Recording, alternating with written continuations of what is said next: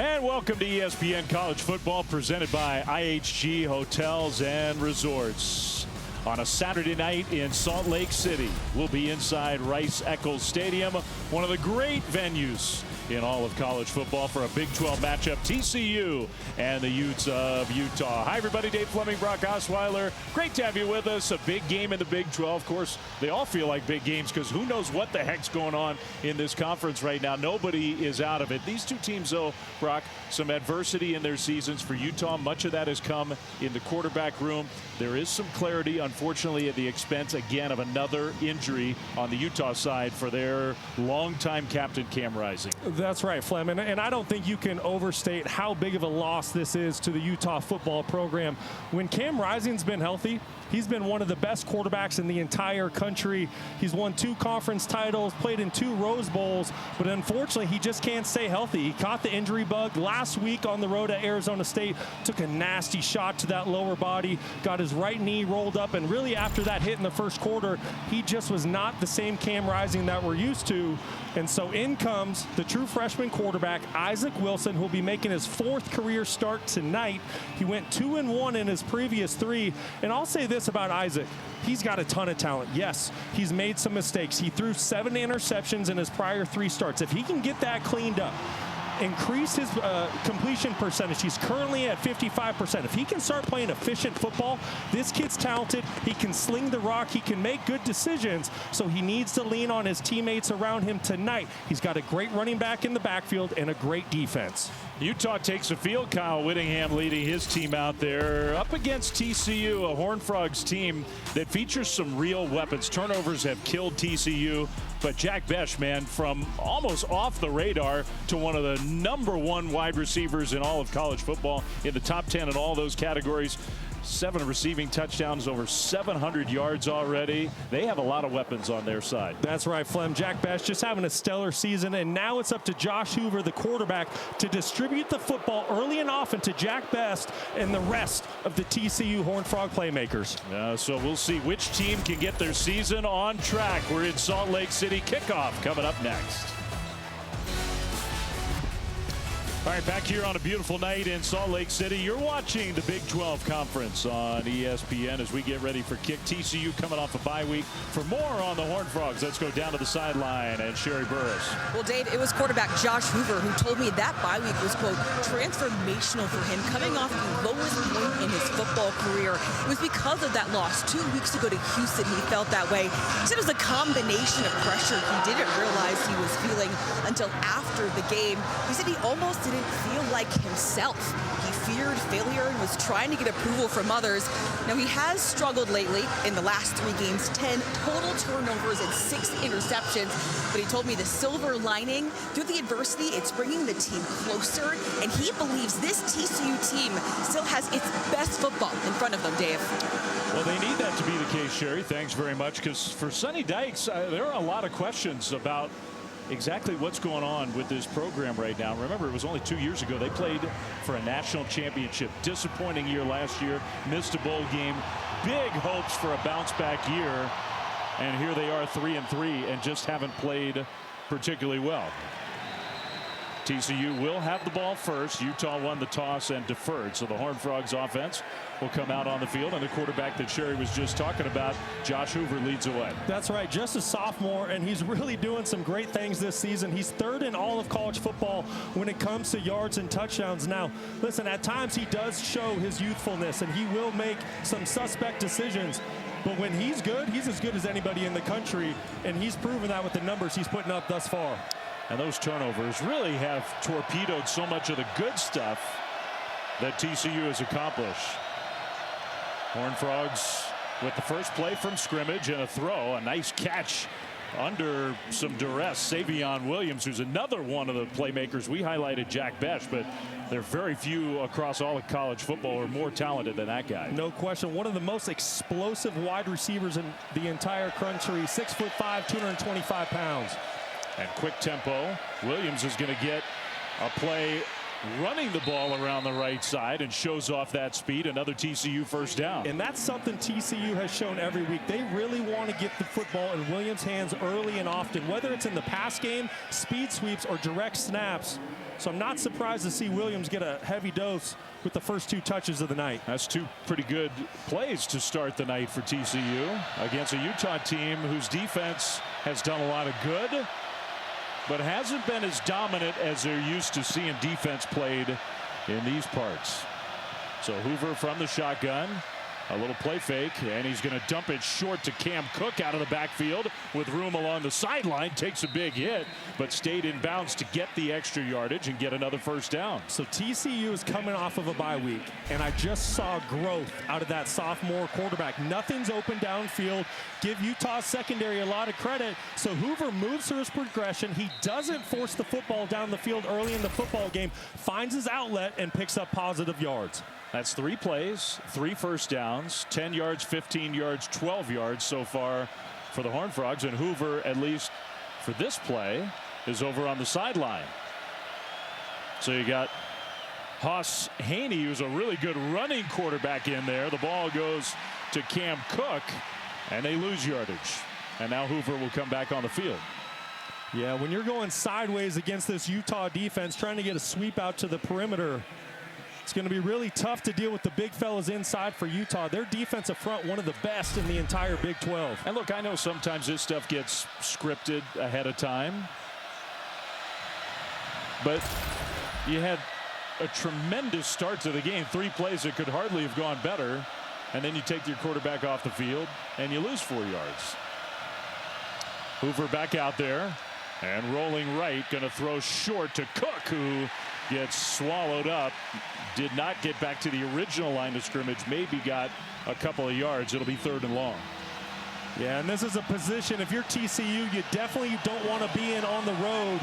Utah, the best 3rd down defense in the Big 12 Conference. This is really where they feast. If you're not successful on 1st and 2nd down and you get into obvious pass situations, this is when Utah becomes elite. You got Trent Battle, who's just getting healthy for TCU. He's in the backfield. Here comes the pressure. Hoover throws, and it is caught. What a catch. Sprawling out J.P. Richardson. A really good throw under pressure, and then a great catch. Unbelievable throw under extreme duress. The Utes elect to bring in all-out pressure, a cover 0 pressure, leaving all their defensive backs in one-on-one situations with no help. J.P. Richardson does an unbelievable job on the outbreaking pattern to pick up a 1st down when they were facing 3rd and long. 17 yards for the Horned Frogs. At least 1 catch in 34 straight games now for Richardson. And not many more spectacular than that one. Little misdirection. Hoover throws over the middle. Incomplete. And Williams had a step there. Got a hand on it, but it falls to the turf.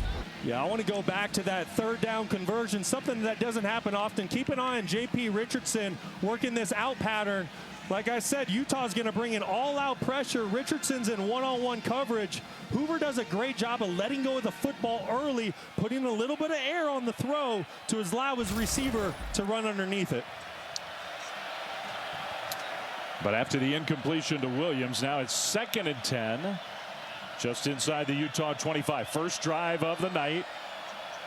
Hoover in the pocket, throws across the middle. That's that running back Trent Battle, who's a very nice weapon out of the backfield in the pass game. And another TCU first down. That's 16 more yards. Hoover coming out slinging after the bye week, doing a great job of seeing the field, checking the football down underneath the Battle. And here's where they love to go. Hurry up, and Hoover loses the ball. Utah falls on it, and it's like this first drive sums up TCU's season. A lot of good, all the playmakers, some great throws, and another Horned Frogs turnover. Unbelievable. You couldn't have had a better start for the TCU Horned Frogs. Josh Hoover bobbles the football. Turnover, Utah football when we come back. Well, when we say they're tied for 127th in FBS, not in a good way. I mean, they have turned the ball over so much, TCU. And again, here tonight on their first drive, the turnover bug pops up immediately. That's right. It was a fantastic opening drive to the game for the Horned Frogs. But Josh Hoover at the mesh point of the zone read scheme bobbles the football. He made the right read by pulling and trying to keep the football. Just bobbles it at the mesh point. And now it's Utah football. So their true freshman quarterback, Isaac Wilson's going to hand the ball off. Mekhi Bernard will get the first carry of the night. He's having a spectacular year for the Utes, and you figure Utah's going to lean on him a lot tonight with their kid now taking over. And basically they've said he's our starter tonight. He's our starter for the rest of the year. He's very young, inexperienced, but you talked about it right off the top, Brock. He's got a lot of ability. No question, and there's a lot of clarity surrounding the quarterback position now that you know Wilson's going to be the guy moving forward. If you protect around him, make clean, defined reads, he can sling it with the best of them. From the shotgun, he'll play fake it here and throw it quickly out to the right side. And a good open field tackle there. Dorian Singer's having a big year for Utah, gets 5. And that's what I mean by he can sling it. He can make quick, decisive reads and get the throws out quickly out of his hand. I think he's at his best when he's in the RPO scheme. Utah, everyone knows it. They want to run the football, but go ahead and take a single wide receiver route out there, just like he had with Singer. So if it's available because the corner's playing off and soft, go ahead and take that throw all night. 3rd down and 3. Utah's not been very good on 3rd downs, and they have been terrible in the red zone. Those have been the huge problems for their offense. Kind of an unusual play there, trying to get the ball to their all-around do-everything tight end Brant Keithy, and he went backwards and lost yardage. Well, there was a lot of early penetration by big number 95, Marcus Deal, from the defensive tackle position. Got into the backfield early, and then Jamel Johnson came in from the strong safety position to force the punt on the opening drive for the Utes. This is a big deal for the Horned Frogs. They've really struggled stopping the run, getting off the field on 3rd downs this year. Great opening series for the defense. So now they should get the ball in good field position. The punt's blocked. It's on the turf, and TCU falls on it. So their special teams comes up with a huge play, and the turnover is almost forgotten because the defense stopped him, and then the special teams blocks the punt. This crowd is silenced. They can't believe what they're seeing. 3 and out by their offense. Then you get a punt blocked. TCU, phenomenal start to the game. Now getting the football with a short field. Looks like number 0, Shad Banks, coming in on the block. Great play by the Horned Frogs to give their offense a short field early in this football game. Wow. Utah for so many years under Kyle Whittingham, one of the deans of college football. They have prided themselves on great special teams play. That will not make him happy. So now excellent field position for TCU, almost like they never gave it up. 9 minutes to go first quarter. They start at the 15-yard line. Josh Hoover back to pass. Over the top, incomplete. Looking for Williams, who was covered well. Really good coverage downfield, and this is something that TCU has not seen a lot of this year. The Utes defense, they're going to play a lot of press man coverage. They're going to get up at the line of scrimmage and challenge wide receivers and see if they can get releases and get downfield. Savion Williams really had glove coverage on him downfield. It's going to be a big challenge for the TCU wide receivers tonight going against this defense. Looking for some help from the crowd, which is always a factor here at Rice Eccles. 2nd and 10. Cook in the backfield. He'll get the ball. Cam Cook. It's hit right across the line of scrimmage. Powers forward for a couple. Alakai Gilman, the free safety, coming down for the Utes. He's in the hole. No one blocks him. Looked like the offensive guard for TCU needed to work up to the safety in the zone scheme. Nevertheless, he was free in the hole to force the 3rd down. I think Karene Reed was in on that play as well. And Utes are very happy to have him back. Utah has been an excellent 3rd down defense. This is a big play early in this game.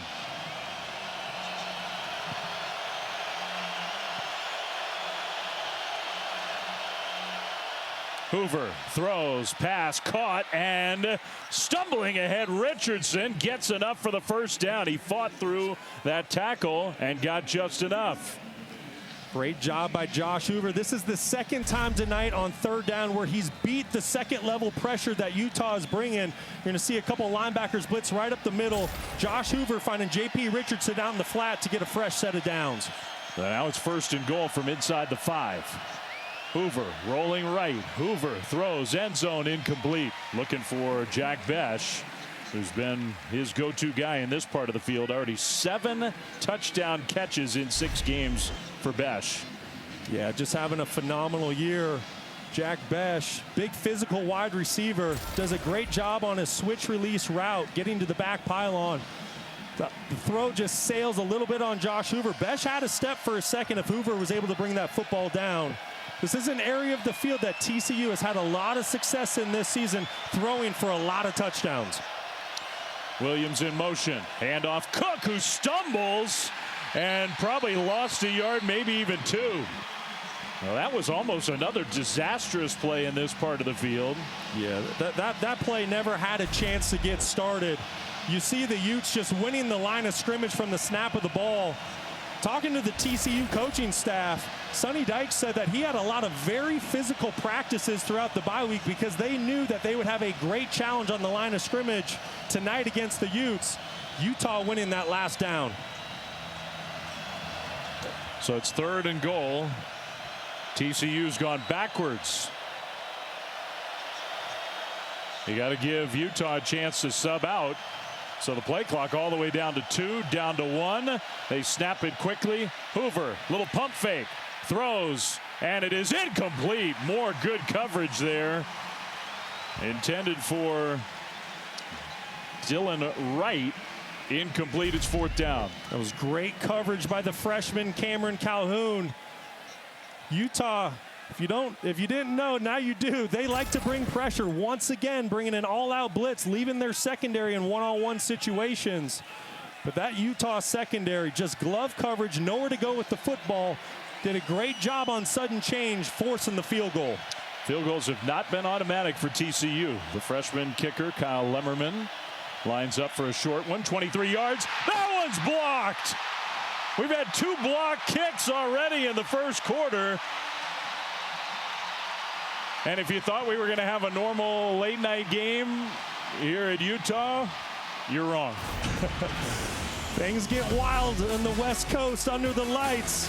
Te'o Johnson coming through with the blocked field goal. 0-0 ball game in Salt Lake.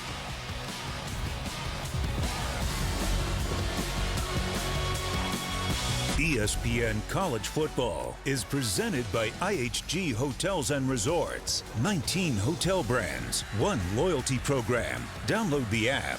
And in part by Mercedes-Benz. Well, the last time these 2 teams met in Salt Lake City, it was a top 5 matchup in the Mountain West, one of the biggest games in Utah football history, and really one of the biggest games in TCU history. College Game Day was there. Andy Dalton was unbelievable, and TCU dominated that one. So far, nobody's really dominated this one. It has been a very strange start to this game. A blocked punt and a blocked short field goal. Wilson, a keeper after some good ball handling, and he stays in bounds, then takes a hit that's going to draw a penalty flag. Nnamdi Obiizer came over and clocked Isaac Wilson, I think after he'd sort of shuffled his way out of bounds. That's going to be a personal foul. Yeah, really undisciplined play by Obiizer. Going to tack on 15 after a great play by Utah. Great job by Wilson pulling that football with the corner crashing down on the running back. It's just a play that's not necessary. Wilson's clearly out of bounds. I get it. Trying to send a message early to the young quarterback. It's a physical game, but you have to keep your emotions in check.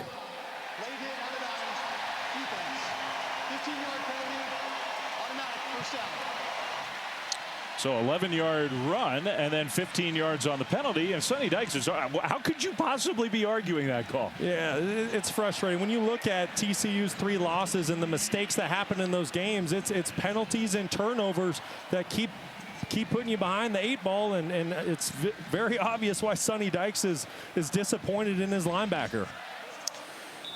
So Utah gets some breathing room. They went 3 and out on their first drive from deep in their own territory and had the punt blocked. Got away with it after their defense got the stop and blocked the field goal attempt.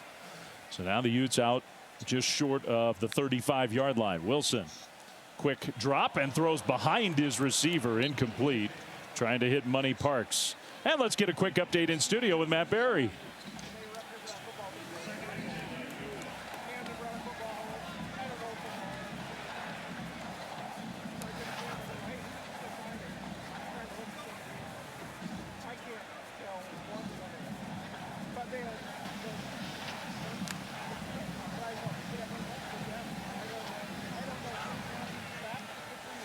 All right, Matt, so obviously we'll keep paying attention to that game. Iowa State and UCF in the Big 12. A big game getting late with UCF leading on the road against the team that most people think is now the favorites, the current favorites in this chaotic conference. That run play to Bernard stuffed. It'll be 3rd down for Utah. How do you figure the Big 12 right now? I mean, it is crazy. Get back to me in about a month. I don't even want to talk about it right now. There's so much football to play in that conference. There's going to be so many ups and downs and wins and losses. Get back to me in mid-November. The team down the road in Provo, if Iowa State were to lose that game, and we'll keep you posted on that one, BYU would be the last remaining undefeated in the Big 12. 3rd and 11 for Wilson and Utah. Here comes some pressure. Wilson tried to get away, does get away, and now is going to get tossed to the turf and lose a whole bunch of yardage. There is a flag down near the line of scrimmage. Marcel Brooks, one of the edge rushers for TCU.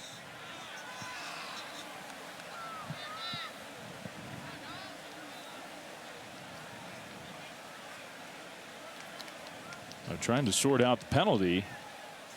I would think it's against Utah. Offense number 2. That penalty is declined. 4th down.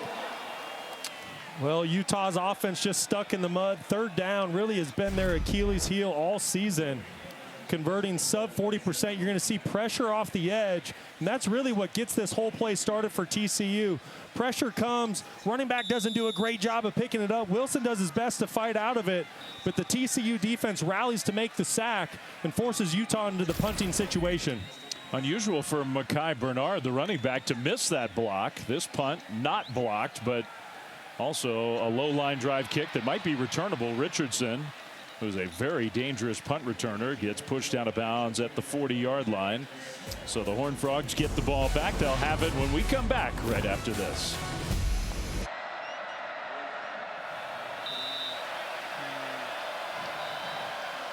All right, late night college football here in Salt Lake City. Utah and TCU in the Big 12, finishing off a heck of a day from start to finish. TCU gets the ball back. Cam Cook with a carry on 1st down and some positive yardage out to the 43, maybe 44-yard line. A lot of moving parts there pre-snap. Josh Hoover trying to get his guys lined up. But that's a good run on 1st and 10 for this Horned Frogs team. Something that they're going to need more of tonight on the road, going against a very, very good defense. Like I've said earlier, they like to play press man coverage outside. You can't make it a throw fest. You have to establish the run early. Cook leaves the backfield, so he's out as a wide receiver. Hoover, and that one incomplete, intended for Williams. He threw a fastball in there, and Williams could not grab it. Yeah, that ball kind of jumped on Williams. I think he was surprised that it was coming to him. It looked like he thought the football was going to go out to the flat where Hoover had a wide open target. Ball kind of jumped on him last minute. And 3rd down is an area that both teams have had a lot of success in this year. TCU already doing a good job tonight. And then you look at Utah, like I've said before, they lead the Big 12 conference in getting off the field. Strength on strength here. 3rd and a long 6 for the Horned Frogs. Hoover looked like they were setting up a screen, but it was extremely well defended. And the pass incomplete. It's 4th down. That was a really good job by middle linebacker Lander Barton. He diagnosed the play early. He stayed with Cam Cook the entire time. You're right, Flem. TCU was trying to get a halfback screen started out to the perimeter, and Lander Barton, right on the right side of your screen, sees the halfback the entire way and forces the punt by the Horned Frogs. It's a good play by him. He's a very talented player who probably hasn't been playing his best football lately. This punt angled towards the 15, going back to take it. Pittman going backwards inside the 5. Well, he'll be tackled. My goodness. I said Pittman. I don't think that was Micah Pittman. A different punt returner there for Utah, and that did not go well. Well, how about our now what moments, brought to you by Prudential. We usually don't run this early in the game. We've had a lot of now what moments already. Yeah, we've had a lot of chaos early in this football game. After a great opening drive by TCU, fumble in the red zone, then TCU comes out, blocks a punt on Utah's first offensive series, and then rather than getting points off of that turnover, Utah returns the favor and blocks the field goal. So now you got your true freshman quarterback under center inside the 5. Bernard got through the hole. What a run from Mekhi Bernard out to the 20. 15-yard gain. That's a huge play for Utah. It was a really good job by right guard Moko Fisi. Somebody that's been playing really, really well for this Utah football team for a number of years. And this is something that the Utah football team is just going to need. With a true freshman quarterback in, they're really going to need to rely on this run game, not just tonight, but moving forward throughout conference play. And as that run game goes, you're going to get more defensive bodies into the box, and then Isaac Wilson can take his shots downfield. What a year Mekhi Bernard's having. He's been around for a long time. He's had a lot of different jobs in this Utah program, including in a Rose Bowl playing defensive back because he had so many injuries. He's the primary running back, and man, has he been good. Yeah, you want to talk about a ball player. I love that you bring up the fact that he started the Rose Bowl at cornerback, and not only did he just start the game, he led the team in tackles. Yeah, missed games last year, missed basically the whole year. Had a horrible scooter injury where his football career and future was in jeopardy. So he's come back this year, had to earn the job in fall camp, did so. And he's been great. This quick hitter from Wilson and an immediate tackle in the open field. Dejon Stanley with the catch, but stopped well short. It'll be third down. Let's go down to Sherry. Well, Dave, head coach Kyle Whittingham said Mekhi Bernard just, quote, absolutely defined his role as RB1, as you guys were just talking about. He did say fall camp he was good, but just not good enough. But now he's playing the best ball of his life. And I talked to him this week. He said the process he goes through, always making sure he knows the down and distance, looking at the defense, trying to do his job, look for his reads. He goes through a checklist to make sure he can get the first down. And you see that red C on the front of his jersey. He was voted a team captain this week in the absence of Cam Rising. Wilson's going down, and Marcel Brooks has himself another sack. And maybe Wilson got back across the line of scrimmage, so it could be that technically that won't go down as a sack, but it's fourth down, and Utah's going to have to punt. Marcel Brooks, defensive end, just relentless off the edge, winning with speed, not giving up on the play, nowhere to go with the football down the field. Give a lot of credit to that Horned Frogs secondary. Isaac Wilson tried working through his progressions, just nowhere to go with the football, and Brooks forces the punt. He beat a guy who's been one of the best tackles in the country, Spencer Fano. Fair catch by Richardson at about the 27-yard line with a minute and a half to go in a crazy first quarter without any points on the board. Thursday night, we got a big game on Thursday night on ESPN in the ACC. Undefeated number 20 Pitt at home against Syracuse. The Orange are 5-1. 7:30 Eastern on ESPN. That is a very important game in the ACC. No question. And if you haven't watched Pitt play football this year, make sure you tune into that one. They have a running back in Des Reed, maybe one of the most dynamic, if not the most dynamic playmakers in all of college football. A lot of fun to watch. So that's Thursday night coming up this week. Josh Hoover and the TCU offense back on the field. They moved the ball in this first quarter. Have nothing to show for it. Battle in the backfield with Hoover. Back to pass, throws, and he's got Richardson over the middle for another leaping catch into Utah territory. Well, first of all, you have to give the offensive line a ton of credit on that play. This is a longer developing play. Hoover works right, goes back to his left, and then he comes back right late to J.P. Richardson right down the seam. Utah electing to play a zone defense. Great recognition by Josh Hoover. That was 26 yards. Handoff to Battle, who gets tripped up Brock, we're in the first quarter. That's already the 7th play of 10 or more yards for the TCU offense. Well, listen, the Horned Frogs have done everything right tonight on offense except score points when they get down into the red zone. They're driving the field. They're running the football. Josh Hoover's very in control of this football game. They just haven't been able to capitalize when they get down into the red zone. A turnover inside the 10, a blocked field goal inside the 10. Pressure picked up over the top, intended for Williams, incomplete. He tried to adjust mid-flight, and he got his hands on the ball, just could not quite catch it. Yeah, that's Smith Snowden in coverage. Really good job by the Utah defensive back.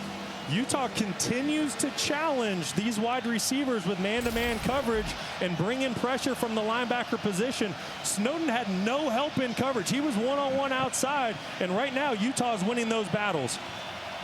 See the discrepancy in total yards. And it feels like the whole game so far has been played on this side of the field. Basically, it has been. Hoover throws middle, and that pass is caught for another TCU first down.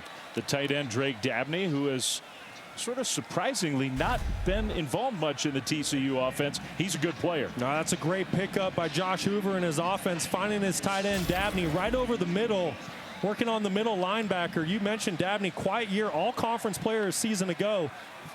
I just think it's because TCU has so many talented wide receivers. And they're using their weapons. We come to the end of quarter number 1. No score, but the Horned Frogs on the move.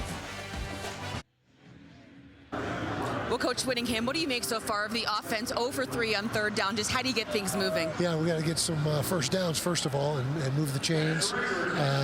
Not doing ourselves any favors on special teams.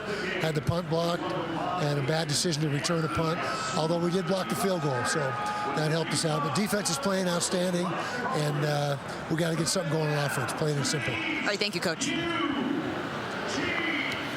Thanks, Sherry. Thanks, Kyle Whittingham. TCU ball as we start quarter number 2, still 0-0 despite TCU moving the ball. Hoover down the left sideline and a catch and a big hit along the sideline. Was he in bounds? He was. Eric McAllister, what an effort there to catch it, to stay in bounds and hang on to the ball. It was an unbelievable throw and catch. Very, very small window to put this football in. Wow. Boy, foot down, maintain possession of the football all the way through the catch.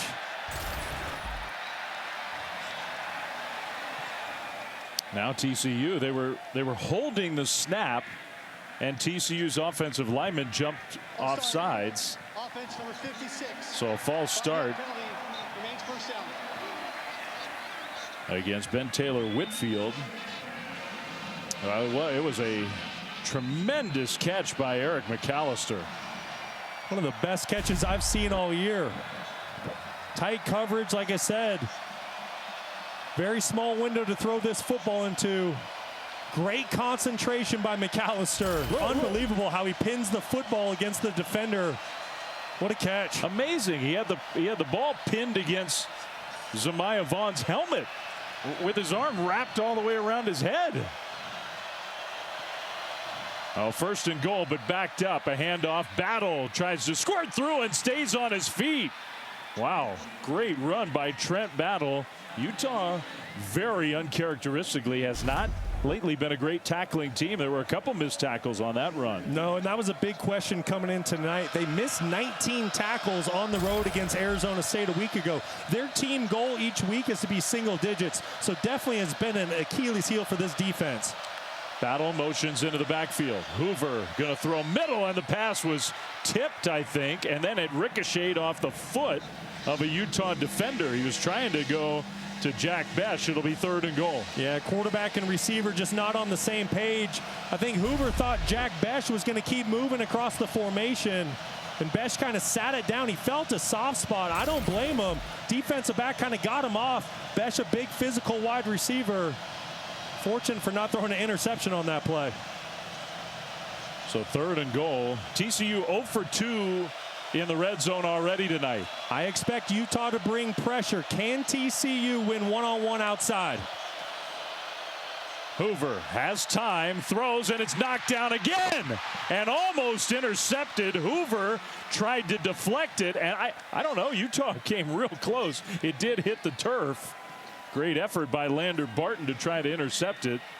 Another failed trip in the red zone, at least to get into the end zone. They'll try a field goal. It's a great effort by 57 Keanu Tanuvasu, who's back in the lineup this week. He was out last week. Somebody that Utah, having him back in the lineup, they're a different team defensively, making a big play and forcing the field goal. Good job by Hoover there to knock that ball down after the deflection. Field goal, this time up and good. A normal special teams play. A 23-yard field goal for the first 3 points of the night. Horned Frogs move it up and down the field. Finally have something to show for it. All right, time to take a look at this week's college football rankings, brought to you by Verbo on this beautiful night in Salt Lake City.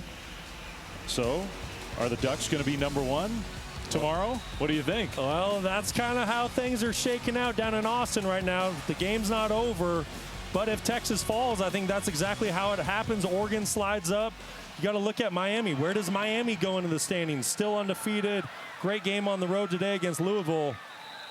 All the dominance of the SEC, and the SEC has great teams. The top 3 teams in the country could be from the Big Ten. Yeah, as of tomorrow. I just think there's a lot of parity in college football this year. Every week has been so fun to watch. There's ups and downs and big games. I mean, just look at the ABC slate that we had today. Bama and Tennessee. I mentioned the Miami-Louisville game, and now tonight with Texas, Georgia.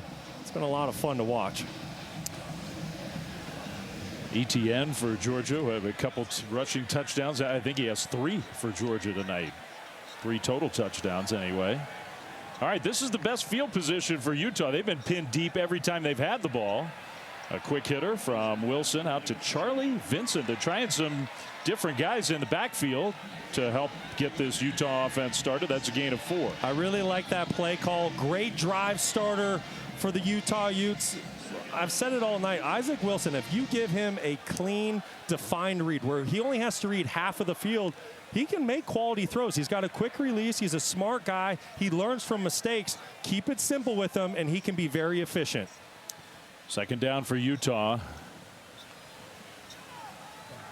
Handoff. Bernard, big hole. There goes Mekhi Bernard. And he does not go down easily. Bullies his way to midfield. A big run for Bernard, and the best play by far for Utah tonight.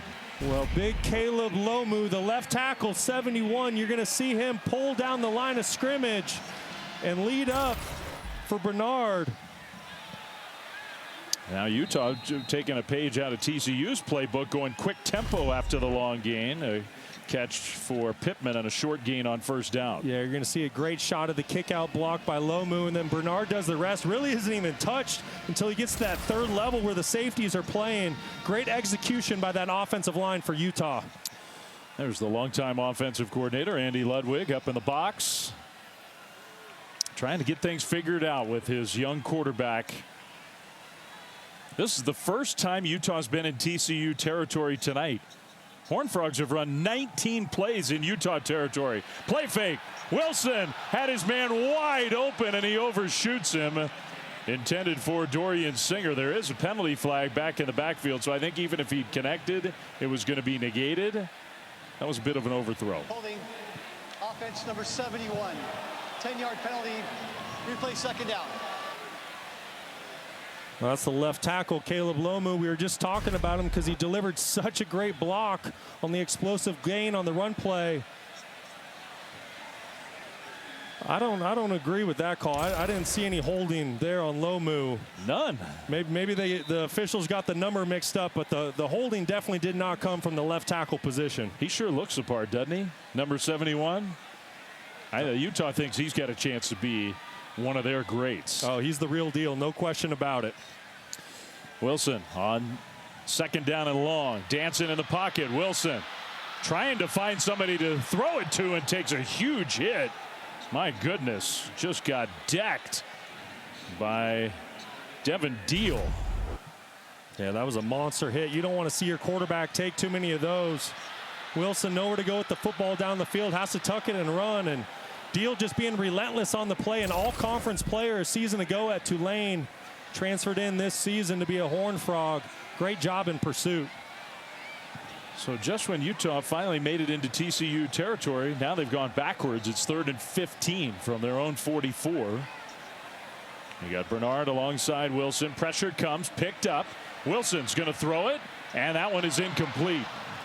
Trying to hit his receiver, coming back to the ball, Money Parks. It's 4th and long, and Utah's going to punt. That was a really good blitz pickup by running back Mekhi Bernard. Did a fantastic job. Kind of whiffed earlier in the game in this same situation, making up for it here with Johnny Hodges. Wilson had a clean pocket to make the throw. You can just kind of see his feet. They weren't quite set, which is why that football dies on him as he's trying to push it down the field. He had his wide receiver, Money Parks, open on the in cut, just not able to get the football to him. Bomeister, the punter, going to try to angle this one toward that right sideline. Fair catch made by Richardson, just short of the 20-yard line. Timeout here in Salt Lake City. Horned Frogs get the ball back, leading 3-0. The new 12-team college football playoff begins December 20th on ESPN. Yeah, that's how I get by. So I think as we try to wrap our minds around this new world of college football, the new 12-team college football playoff, Brock, I think one of the fun things is, look, all this is based on coming into today. So teams are going to change. Brackets are going to change, obviously. Look at those first-round matchups on campus sites. Because of the conference champions getting those 4 byes, you're going to have some great teams playing in that first round in their home stadiums. That first week is going to be awesome. That's certainly what I'm looking forward to the most out of the entire new playoff. The way it works is the first round home playoff games, the atmosphere that'll provide. And don't forget, the conference champions that are the 4 highest ranked conference champions will get a first round bye. I mean, you sort of look ahead. TCU gets the ball back, finds Jack Besh for the first time. They've been trying to get it to him. First successful connection between Hoover and Besh for a gain of 5. If the Big 12, let's just say the Big 12 beats up on itself like they have been doing so far. Now Kansas State's really good. BYU's really good. Iowa State survives tonight. So maybe it won't happen. There's at least a chance a team like Boise State or Army or Navy, they could be higher ranked than the Big 12 champion. They could get a bye into the quarterfinals. They could. And that was my point about saying the 4 highest ranked conference champions get that first round bye. We don't know who they're going to be. There's a lot of parity in college football. You just mentioned it. Boise State with the running back they have with Ashton Genty, right? Heisman front runner right now. Anything can happen out west in Boise. You mentioned Army Navy, what they have going on. It's going to be a lot of fun down to the stretch to see how that bracket breaks down.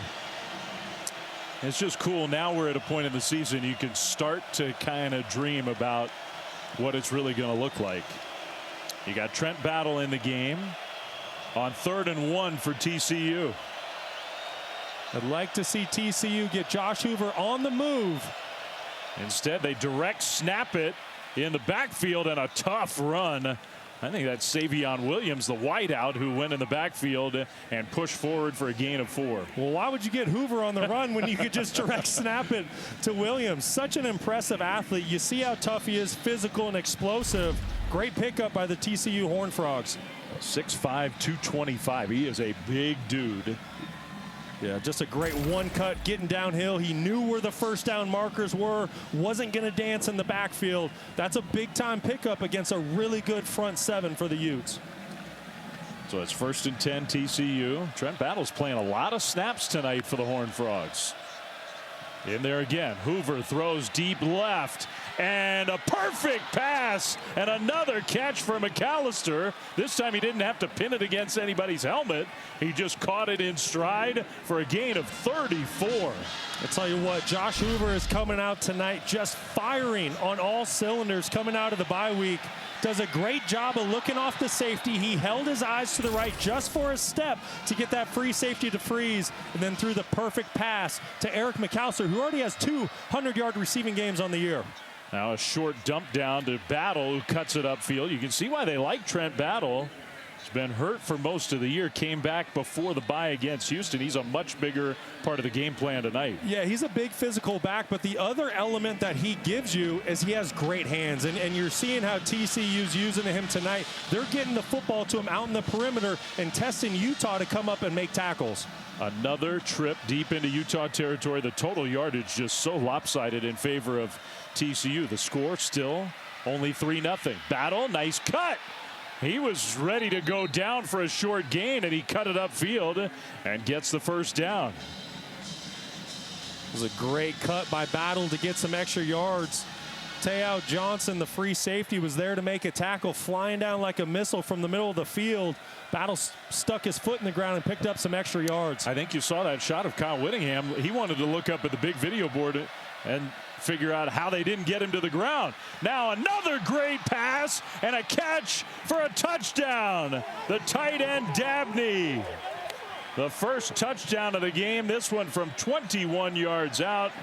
And TCU is in control of this one on the road. That's right, Flem, fully in control. TCU, like I just said, hitting on all cylinders offensively. Their only blemish has been some missed opportunities in the low red zone in the first quarter. But Josh Hoover coming out tonight slinging, doing some really good stuff. Let's see. It's close. I might have to look at that The one. ruling on the field is a touchdown. The previous play is under review. I think he's not in. I think the knee's down and the ball's still not at the goal line. I agree. That's a fantastic camera shot right there. Straight down the goal line. You can see that the football short of the white line. So I think this will be first and goal TCU, which, of course, considering how this game has gone, it's not a guarantee that TCU punches it in. You would figure it would be from the half-yard line. But I think this call is going to be overturned and it won't be a touchdown. Well, and that's what I just mentioned. TCU's 1 for 3 in the red zone tonight. Coming into the game, they were 25 of 26 on the season. One of the best teams in the Big 12 Conference. But early in the first quarter, struggling to get the football into the end zone. I think that other look was the one that told us. Let's get the ruling from the referee. The receiver was short of the goal line. The ball will be placed at the half-yard line. First and goal for TCU. Yeah, I think that's the right call. It's still a great spot for the Horned Frogs, but as of right now, take those points off the board. It's still 3-0. Well, to set up first and goal, I love the play call. You're going to fake the tunnel screen outside, and Dabney's going to act like he's blocking and then release up the sideline. This was set up earlier in the drive with a similar play call that actually went to the screen. Just a great job of setting up that play early in the drive and then executing when you get down to the red zone. He got the safety Alakai Gilman to totally bite on that fake. So now Sonny Dykes' team trying to get it in. They're going to go under center. That doesn't happen all that much. Hoover is going to try to sneak it. Gets a push from behind. A penalty flag thrown. And no signal yet of a touchdown. I think he was stopped short. Now, it could be Utah was offsides. Still no signal. And now we get the signal. Touchdown. A great job by Dominique Johnson. He was in the fullback position, helping his quarterback. Offside. Defense number 98. That penalty is declined. Result of play is a touchdown. Like I said, Johnson helping his quarterback across the goal line for the touchdown. On the initial surge, it looked like Josh Hoover was going to be short. Then Johnson helped his quarterback across the line. Yeah, just line it up in that neutral zone. You're right. Good push by Johnson. It got the job done. So it took an extra play. But what a drive from TCU. 11 plays already in the first half of 10 or more yards for the Horned Frogs.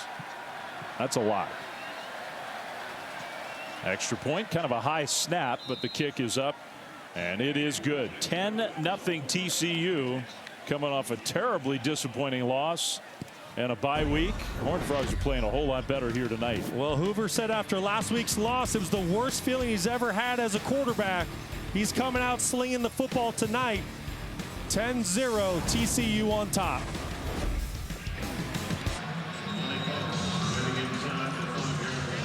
Well, welcome back to Salt Lake City, guys. I can tell you this TCU team, I was told, have been working on rebuilding their confidence. Head coach Sonny Dykes saying this team, it's really interesting. They practice well, they like to compete. That's why the outing 2 weeks ago against Houston was so surprising. But he did say they have found themselves in some tough situations down here on the sideline. I can tell you the energy is high. Guys are hyping each other up, jumping around. Seems like their confidence is building as this game goes on. Thank you, Sherry, because TCU's playing really well. And other than the fumble and the blocked field goal, they have dominated this game. I agree. They're playing great on both sides of the ball. Offense driving the ball down the field multiple times. Defense showing some physicality coming out of the bye week. It's a great showing for TCU early on. So now the Utah offense desperately needs to get something going. They've had 49 total yards in this first half. Mekhi Bernard, who's had a lot of those, and another good first down run for him all the way out to the 29, a gain of 7. It was a really good by right tackle Spencer Fano and his tight end Dallin Bentley working on that right side, getting a great initial surge at the snap of the football. That's a good start to the drive for the Utes. And this is where they need to live.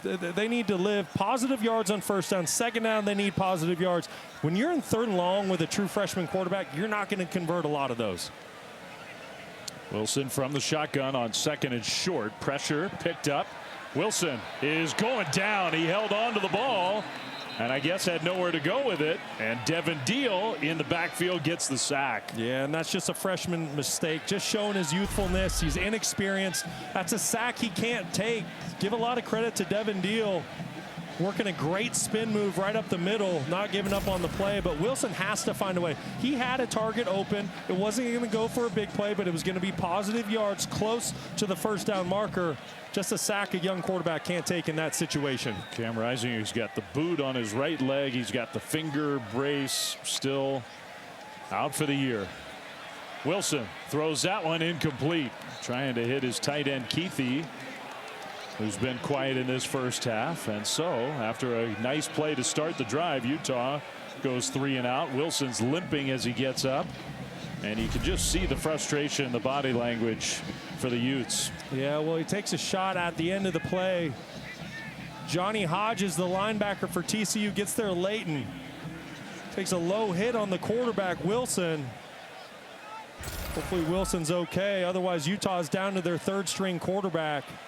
And now not a very good punt at all toward the sideline. Bounces out of bounds. So special teams hasn't been good. The offense hasn't been good.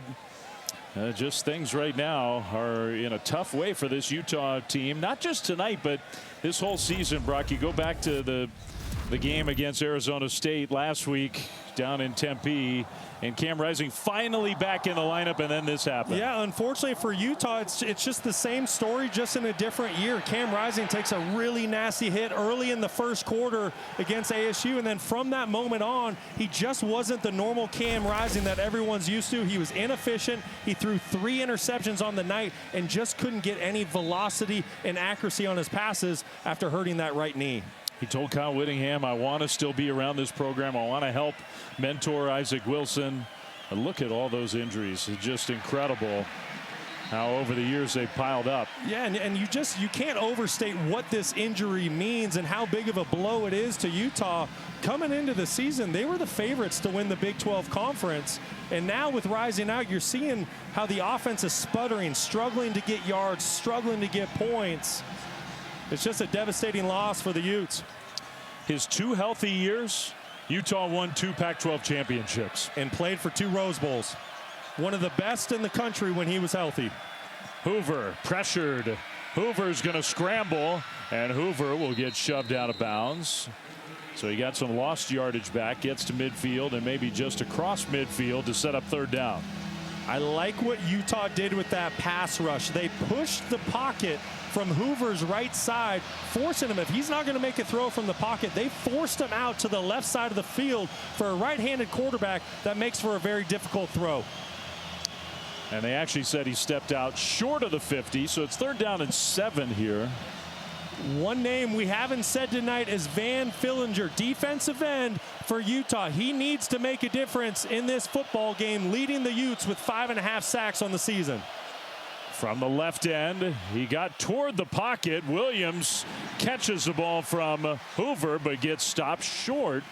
Now, this would be interesting for Sonny Dykes. Does not look like he's hesitating. He started to send that punt team out there immediately. And I think this is a really good decision by Sonny Dykes. So many coaches in today's college football game, once you cross the 50 or even get close to the 50, it's 4-down territory. But with a 10-point lead and Utah's offense not really showing you much early on in this football game, I want to pin the true freshman quarterback deep and make him drive the length of the field. I think it's a good call. You got Dorian Singer back there again to receive, standing at the 10. TCU letting the clock wind down. Ethan Craw, their punter, booms one that's headed for the end zone. So that's going to be a touchback.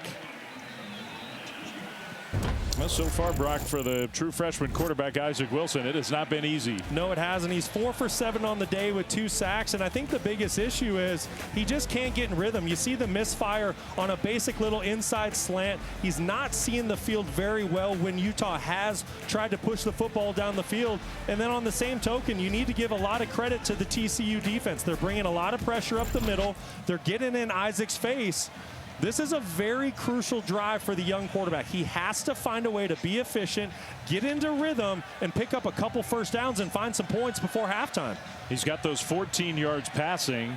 He's also lost 18 yards when he's been sacked. So if you net it out, they're minus 4 yards when they've dropped back to pass for the half. And before they even snap the ball, they commit a penalty. It's going to be false start on the left guard, Togiai. False start. Offense number 73. 5-yard penalty. Remains first down. And those are just drive killers. It's the self-inflicted wounds that this football team, Utah does not have a margin for error right now. You see offensive coordinator Andy Ludwig looking at his call sheet right now. He has to find what Isaac Wilson's comfortable with to be able to find points on this drive. From under center, handoff Bernard. Mekhi Bernard ahead close to the original line of scrimmage. Got 4, close to 5. It'll be second and a long 10 with that clock winding. Moving down to 3 minutes to go in the first half. Got to give a lot of credit to the TCU defense in the first half of this ball game. Sonny Dykes said his football team practiced physicality throughout the bye week, and it's shown up tonight early on in this football game against Utah. So second and 11. Wilson. Handoff again, and this time TCU, the initial hit, Bernard got through it, but a short game. And right now, Utah is just so predictable. You know, on first down, they're going to hand the football off. Second down, they're going to hand the football off. At some point, there needs to be a little bit of creativity with this offense to get Wilson into rhythm and to put TCU back on their heels. Right now, you see their linebackers just triggering right at the snap of the football. And that's bad news. That's their best player, Mekhi Bernard. The lead running back just voted a captain this week with Cam Rising out for the rest of the year. And Kyle Whittingham told us it was a landslide vote. But having a hard time putting weight on that left leg. Yikes. He's really been the one consistent piece to this offense this season, along with the offensive line. Ooh, that is bad, bad news for Utah. See if we can see anything at the end of that run.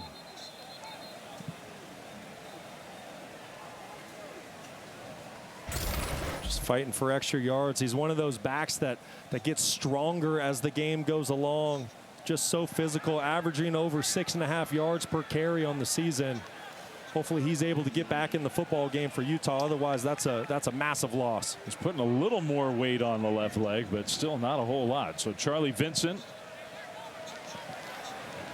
on third down and long.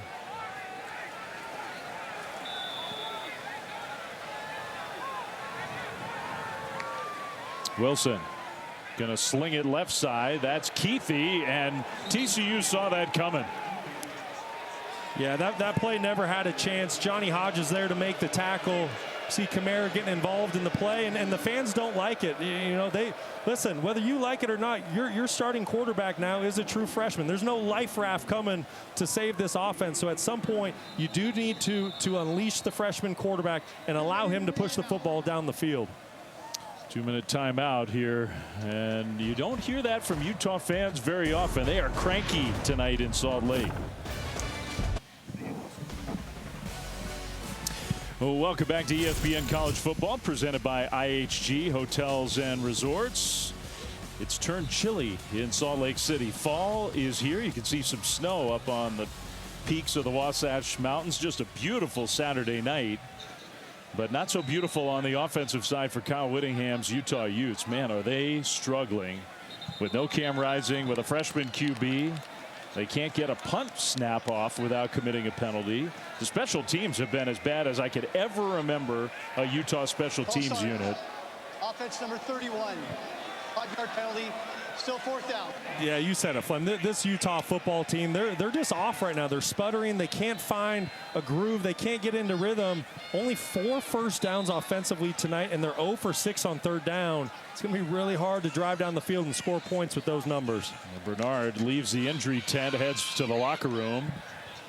Richardson signals fair catch, and he'll make it at the 40. So TCU, with all their timeouts, they have plenty of time, already leading 10-0 and totally dominating on the stat sheet. They got plenty of time to get some more points. Yeah, no question. And don't forget, Utah gets the ball first in the 3rd quarter. So if you're TCU, what an opportunity to add more points to the scoreboard before you give the football back to Utah. Josh Hoover's been in a tremendous rhythm tonight, 14 of 23, 188 yards. He's made some really, really big-time throws. His wide receivers have helped him out. See if they can finish in the end zone one more time. It feels like the kind of game where Utah's defense is going to have to either score some points or set up the offense to score some points. Play fake to Cook. Fillinger got in there to put some pressure on Hoover, and Hoover's going to dump it short to Cook, who gets upended and knocked, they say, out of bounds for a short gain on 1st down. That was a really big-time growth play by Josh Hoover. Just a sophomore, started 6 games a season ago. So he's still feeling his way through college football. He had his go-to guy, Besh, down the middle of the field, but he would have been throwing back across his body, something that he was doing pre-bye week and throwing interceptions. Decided to check it down. Very smart football. 2nd down. This time knocked down at the line of scrimmage. Trying one of those little sidearm throws that he's sort of become known for. Incomplete. Well, and this is how quick a drive and momentum can flip. We're just talking about TCU potentially going down and getting some points before half. That's Tanu Vasa knocking the football down back in the lineup this week. But now Utah has a chance to get off the field here if they can get a stop and get the football back to their offense before halftime. I think that's the 2nd batted ball of the 1st half for Tanu Vasa. Yeah, his impact is being felt right now. 3rd and 7. Pressure comes up the middle. Hoover throws off his back foot. Williams with the catch, but a great tackle in the open field by Zemiah Vaughn.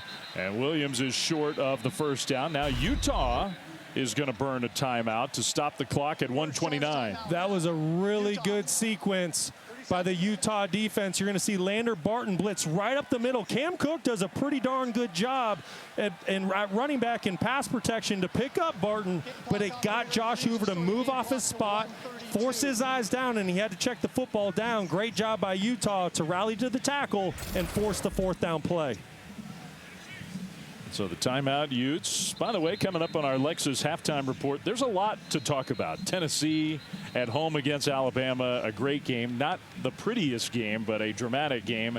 I can't believe what happened in Austin. Georgia, especially in the 1st half, just dominant. And Army-Navy becoming one of the best stories in the country. Yeah, that scene in Knoxville today, Tennessee, Alabama, that stadium, the way the game played out, what a scene for college football. Tell you what, we've had so many enjoyable football games all season. Last week, Ohio State and Oregon coming down to the end. Bama, Tennessee. It's been a lot of fun. Utah called the timeout. TCU has its offense on the field on 4th and 2. And we'll see if they're really going for it. Utes actually almost jumped. No penalty flag thrown. Play clock winding down. We'll see if they try that one more time.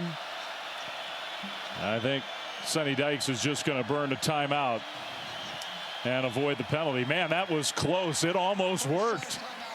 Well, that was a missed opportunity for TCU. The left guard, Colton Deary, when that defensive tackle jumps, he needs to reach out and touch him. And if he does that, it's going to be on the defense and a fresh set of downs for TCU. You could also just snap the ball right then when you see that. That's exactly right. That would have worked as well. So either of those options would have got TCU a first down. I do like the decision, though, by Sonny Dykes to put some pressure on Utah, because I'm sure he's looking at it as, if I can get a touchdown here, if I can get it to 17-0, the way Utah's offense has been playing, that might be the knockout punch. So I like his aggressive style, trying to get Utah to jump off sides. Kyle Whittingham trying to figure out what is going on with his team, especially at home. I mean, you and I were here for the Arizona game before they went to Tempe, and they got stuffed at home. They got 8 quarters of football, going even back another game before that where they have 10 total points of offense at home. I mean, I hate to pinpoint it, but it really just comes down to one position. And if you can get some more efficiency out of that position, this Utah team has a quality roster across the board. Yeah, it's pretty clear that's what's going on. By the way, we got a very exciting game coming up tomorrow night on ESPN and the ESPN app. It's Game 5 in a best-of-5. So literally for the WNBA championship, winner gets a parade. The Lynx and the Liberty. WNBA countdown at 7 Eastern and tip-off at 8 Eastern tomorrow night on ESPN. What an opportunity for Isaac Wilson and his offense here. As ugly as the first half has been and as inefficient as it's been, if you can drive the field here and get some points, it's a one-possession game. Oh, let's see how aggressive Utah is. Pressure comes. Wilson, nice pass. Maybe his best throw of the whole game to Singer. That's the longest completion of the game, and it's a Utah first down. Great start to the drive. Wilson recognizes off coverage to the boundary. You get a great pickup by Mekhi Bernard. We thought he was going to the locker room. He didn't go to the locker room. He's back on the field. No, that blitz pickup was huge. It's what allowed Wilson to get the throw off. Now Wilson is going to throw it away. He got pressured, flushed out to the right. Incomplete. Clock stops 1:02. There were some sarcastic cheers, I think, after that Utah first down. But I think you're right. This has a chance to be a drive where the Utes can finally get something going. No question. You can right all your wrongs right here. And listen, there's 3 components to a successful 2-minute drive. Get a positive first play. Well, check that box off. No negative plays. None have happened yet. And you have to find one explosive play of 20 yards or more in this drive. And if you can do that, 90% of those drives score. 2nd and 10. Wilson throws, and that one tipped up and incomplete. Well, a chance for a catch there, although the ball was a little behind Pittman. It's 3rd down. Yeah, I know the football was a little bit behind Pittman, but that's because Elarms Orr, the linebacker, is buzzing out to that hook area. I think Wilson did a really good job of recognizing that the linebacker was flying out to make a play. I'd like to see Pittman kind of settle down into that soft hole and be friendly for his young quarterback. That's a good point. Because it looks behind, but really that's kind of where you had to throw it. Yeah, for zone coverage, I think that was a really good location of the football. So 3rd and 10. Wilson, plenty of time, zings that one in there, and here's your explosive play. It's Keithy into TCU territory across the 50, where Utah has hardly been all night, a gain of 26. Yeah, well, Keithy's just a ball player. He's got a great natural feel for the game, working a deep middle route. Wilson throwing a strike. Quick snap. Wilson again toward the sideline. Incomplete. He had his man. Singer was there and just led him out of bounds. Let's go back to that explosive game by Brant Keithy. Tight end split out in the slot position, just working against zone defense. Does a great job of selling deep, getting the safety to kind of backpedal a bit, and then hitting the brakes and coming back to the football. That was a really, really well executed play. So Keithy on the sideline for 2nd and 10. Utah close to field goal range with under 40 seconds to go, but Wilson goes down.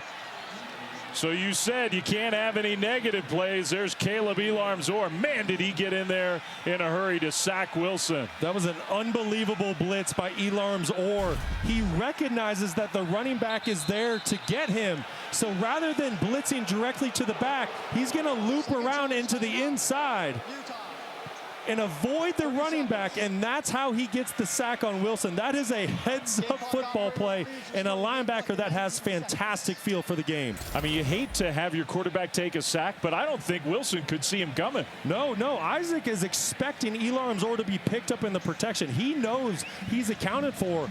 Elarms-Orr just did a great job of evading the running back, Bernard, and getting back into the backfield. That was just an unbelievable defensive football play. So Utah then tried to get organized to run a play.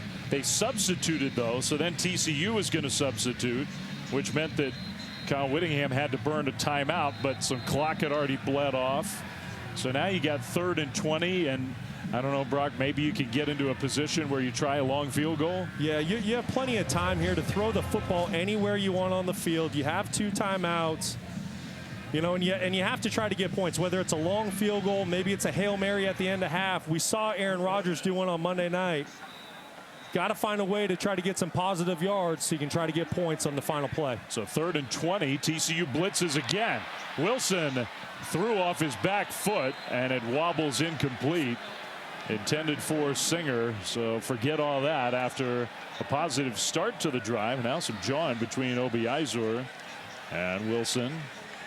It's going to be a Utah punt. Well, a drive that showed so much promise early for the Utes was just completely derailed by a couple linebacker pressures. There was even a safety involved on that last pressure for TCU. Great job by Andy Avalos, defensive coordinator, and his defensive unit standing up against Utah's offense in the 2-minute drill. Utah's got to get this punt off. They've already had one block. They're pressured again, and they just get it off. Good job there in the end, and the ball's going to be downed inside the 20. That was close. Yeah, it was very close. Just when you thought it couldn't get worse for the Utah special teams, it almost did. And listen, I'll say this, TCU did a fantastic job. They got off the field, held Utah to no points, but Utah, true freshman quarterback, you can take that momentum of the drive, eliminate those negative plays into halftime. You get the ball to start the 3rd quarter. Maybe that's something you can build off of. But right now, you have quarterback Josh Hoover for TCU just having a fantastic night, 16 of 26, a $196. Playing a really, really good football game and making fantastic decisions. 1/2 on the road against Utah in this stadium, almost 200 yards. Really impressive. So he'll take a knee, and Utah is very fortunate that it's not worse than 10-0. So we'll see if they can take some of that momentum and get things figured out. They sure need to. They will get the ball to start the 2nd half. Horned Frogs on the road with a 10-0 lead. We'll get you to the studio. It's Kevin Connors and Trevor Maddich after this short break.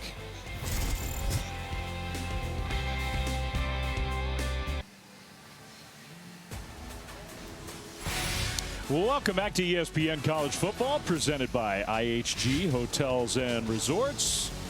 You're watching the Big 12 on ESPN from Salt Lake City. As we get ready to start the 2nd half, TCU on the road has a 10-0 lead over the Utes and their hardy fans here at Rice Eccles. Man, TCU, it's only a 10-point lead. In so many ways, they dominated the 1st half, and their quarterback, Josh Hoover, played really well. Yeah, he really did. Outside of this one turnover, you see a little bit of adversity on the opening series of the game for the TCU Horned Frogs. But Josh Hoover, right after that turnover, he bounced back, and he's made some really, really nice throws down the field tonight. I think he's had great command of the offense. He's made exceptional decisions, protecting the football, and you see him pounding in on the quarterback sneak. So we'll make Josh our player spotlight, brought to you by Cintas. 196 yards, a rushing touchdown. No interceptions, the one fumble. The red zone issues were there for TCU. So if you want to be a glass half empty person, you say, man, we should be up by so much more. Let's flip real quick, Brock, Dave Fleming, Brock Osweiler, to Utah, because they get the ball first to start the second half. How can they get the offense going? Well, I think Utah found something at the end of the second quarter in that 2-minute drive. They got into this tempo-like offense. They got into shotgun with their young true freshman quarterback, and that's what he's used to. Coming out of high school, he played in a spread kind of up-tempo system, and with a young quarterback, a lot of times it simplifies the game for him. It's their comfort zone. There's less time to think. So I think there was a little bit of rhythm found by going up-tempo, getting into shotgun. I'd like to see more of that as Utah moves through this second half, because Wilson seemed very comfortable in that 2-minute drill. TCU ran 23 plays in Utah territory in the first half. Utah ran 2 in TCU territory. But the Utes are still in this game. The kickoff will be a touchback. Let's go down to Sherry. Well, Coach Whittingham told me, guys, that as his offense comes out here now to start the second half, they need to move the ball. They need to make first downs. 7 punts in that first half was just too many. But he praised his defense, saying this game could be easily out of hand. He likes what they're doing, particularly in the red zone. As we're talking to Coach Sonny Dykes, he said in the end zone, in the red zone, they need to execute and finish. He wants to see them run the ball a bit better there, but he particularly likes the physicality from his linebackers and wants to continue to see them doing that. That was definitely a theme of that first half. Thanks, Sherry. Wilson under center for the first play of the second half. Rolling right, still rolling, throws, and the pass is incomplete. Trying to hit his receiver coming back along the sideline, but incomplete to Money Parks. Yeah, and I think that's a really good opening play call for Andy Ludwig, trying to get his young quarterback into rhythm, trying to develop some confidence with him. That's just a throw that Wilson needs to make. He had an open target. Needs to find a way to get a completion. I mean, he's a very talented young guy. Andy Ludwig is really excited about his future.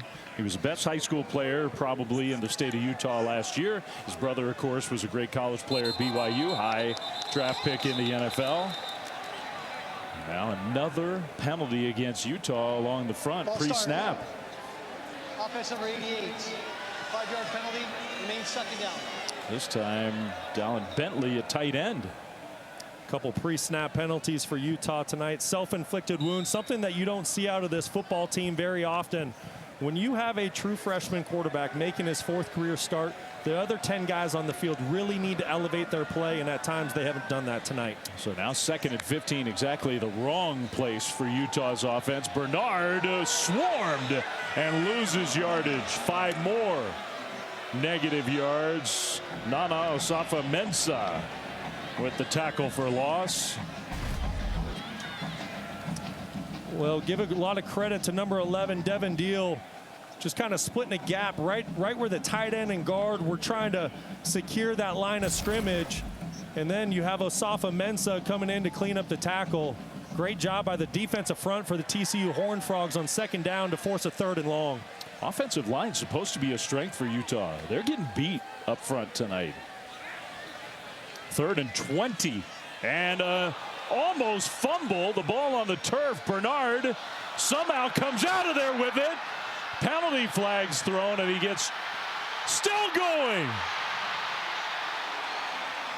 An incredible individual effort from Bernard, but I think it's coming back. What a crazy play that was. Near total disaster, and then improv from Bernard for 37 yards, but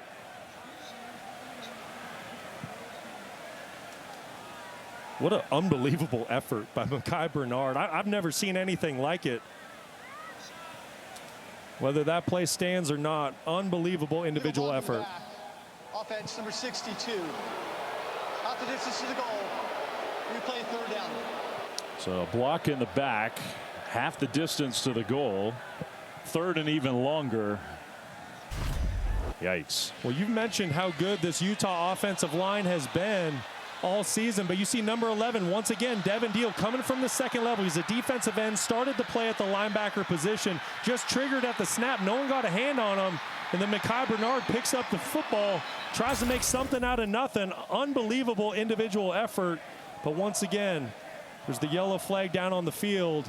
And now Utah's facing a 3rd and a mile. Yeah, now you just have to hand the ball off and try not to fumble it and punt it away. That kind of night for the Utes offense. Handoff and a short gain. We'll listen for these fans. They are unhappy.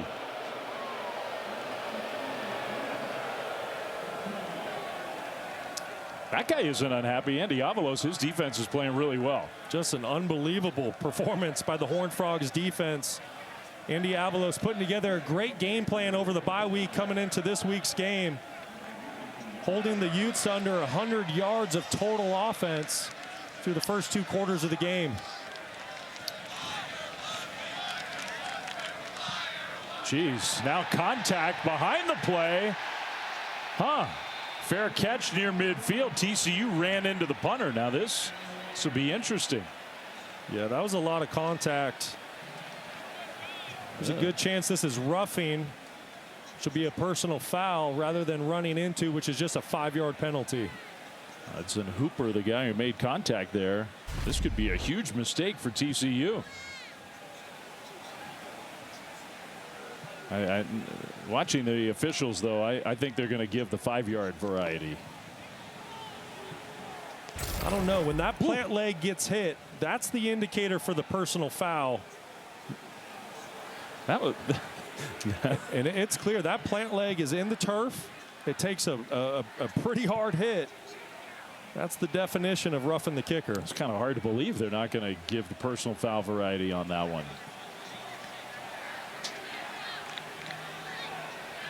Now we're just going to stare at both sidelines. Running into the kicker, defense number 33. That penalty is declined. First down, TCU. So Utah actually declines the penalty because they're so skittish with their punt game. I'm shocked. Watch how the plant leg is down and takes a direct shot. That is roughing the kicker. I'm with Kyle Whittingham. I understand the frustration. That is the definition in the rule book. Yeah. I'd be going nuts if I were him, too. That's a missed call by the officials and a pivotal call. That would have gave Utah a first down. They'd still possess the football down 10. That's a pivotal play in this football game. Hey, you're staring right at it. It's right in front of you. Wow. So now TCU, after getting the stop and then avoiding the 15-yard penalty, offense on the field for the first time in the second half. Williams in motion. Hoover in the pocket. Hoover's going to dump it short to Cook. Acrobatic catch for him. And he'll make a nice positive gain. Pushed out of bounds in Utah territory after 7 yards. Josh Hoover's making some really, really good decisions tonight. Nowhere to go with the football downfield. And he's got some gunslinger in him. He wants to push the football down the field. He wants explosive pass plays. Nowhere to go with the ball, though. He's learned from prior mistakes. Finds his outlet, checks it down to his back, and makes it second and manageable. That's a big-time play by a young quarterback. So 2nd and 4 now for the Horned Frogs. Hoover tried to hand it off, then kind of shoveled it over the top to his tight end Dabney. That was an improv play by Josh Hoover. Wow, that was really good navigation of that play by Josh Hoover. Utah's in the backfield. Hoover has to make a quick decision. Shoots almost like a little basketball jump shot right over the top of Logan Fano. Gets his football to his tight end Dabney and picks up a first down. Dabney's been more involved tonight. That has to be a good thing for TCU. Now a dangerous throw, but it was completed to Savion Williams. I think there was a bust up front on the offensive line. You see the left tackle slide down and set Fano, the defensive end, scot-free. Really no reason for that, but great job by Hoover and Williams to connect and find some positive yards in the play. More plays on this side of the field. Big hole right side. Cook into the Utah secondary inside the 15 and upended down to the 14. A gain of 14 yards. Well, this is really on defensive end. Van Fillinger, that's his job to squeeze down at the defensive end position. There's just too much air in the hole, which is what allows TCU for the explosive gain. First down. Cook gets it again, this time nowhere to go.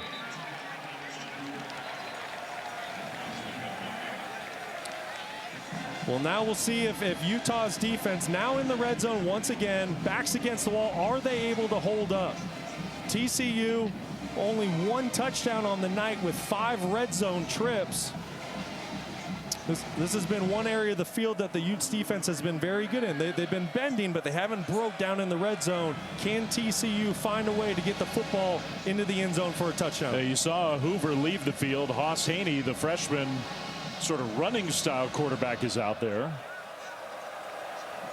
Had 1 play in the first half. He's going to keep it here with a lead blocker. Haney trying to get around the left side. He'll get shoved out of bounds at the 10. He thought about cutting it upfield.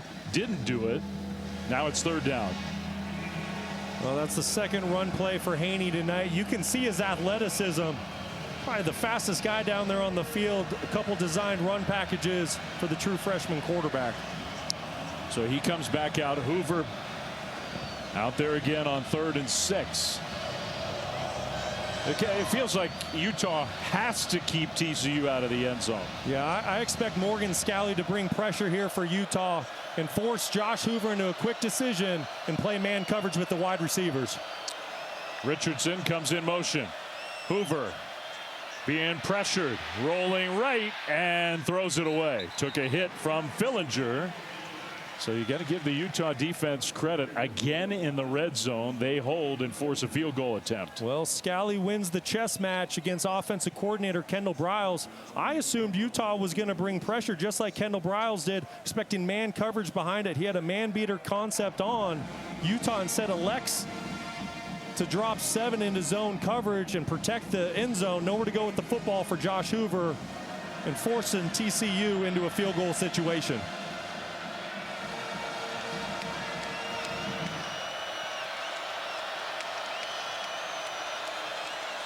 Kick is up, and the kick is good from 28 yards out. So TCU expands its lead 13-0 here in the 3rd quarter. Well, the Taco Bell Live Más student section all season long. Student sections across the country competing to be the Taco Bell Live Más student section of the year. Download the Taco Bell app to learn more. And those students having a hard time finding stuff to cheer about tonight, which is almost never the case in this stadium. Utah's had one of the best home field advantages over the last decade and more. And right now, they're just not playing very well no matter where they are. Down 13-0. And a Utes player down on special teams. The first 4 games, things were kind of operating as you'd expect. Maybe not full throttle, but the last 2 games, Brock, 2 touchdowns, 5 interceptions. Completion percentage under 50%. The pass game has just disappeared. Yeah, that's right, Flem. You know, not a whole lot has gone right for this Utah offense the last couple weeks, and this is a get back on track drive. This is gut check time for the Utes. You know, it's still a 2-possession ball game. Tons of time to play here in the second half. You have to get back to your identity. Find positive yards through the run game on 1st and 2nd down, and then pick and choose your spots when you want to take your shots. Wilson will hand it off Bernard. And Mekhi Bernard gets a yard on 1st down. And as much as Utah wants to get that run game that I just spoke about established again here in the second half, it's just so difficult because TCU isn't scared of the Utah pass game. So right now, you're seeing linebackers and safeties trigger downhill at the snap and just play the run. At some point, Isaac Wilson, Andy Ludwig are going to have to take another shot down the field to soften up this TCU defense. Coming into this drive, 8 total drives for Utah tonight, 8 punts. No points, just haven't moved the ball at all. Wilson, pass dropped. Keithy right in his hands, and he dropped it. Well, sometimes when it rains, it pours. This definitely doesn't help the situation. Brant Keithy, a 3-time all-conference tight end for the Utes, maybe the most reliable player on the entire offensive side of the ball. Just a pure drop, and that was going to make it 3rd and manageable. It's kind of all systems failure right now. You're seeing penalties on the offensive line and missed assignments there. Some drop passes. The quarterback Wilson's not been on target. Still somehow only down 13. Pressure comes. Wilson hit as he throws, incomplete. Ball on the turf. TCU pounced on it, but that was clearly a pass and an incompletion. So now 9 drives and the 9th punt coming up. Well, this is just a defense that's feasting on a young quarterback. Isaac Wilson's under pressure here. TCU elects to bring pressure from the slot. You're going to see this right here. And Isaac Wilson doesn't recognize that he's hot in this situation. He needs to get the football out of his hand. That defender is not accounted for in the pass protection. And like I said, Andy Avalos, defensive coordinator, has just put together a fantastic game plan for the Utes tonight. Punt coming up here. Fair catch signal by Richardson inside the TCU 30. So the Utah offense just hasn't got anything going. The TCU offense has moved the ball almost at will, up 13-0 in the third quarter.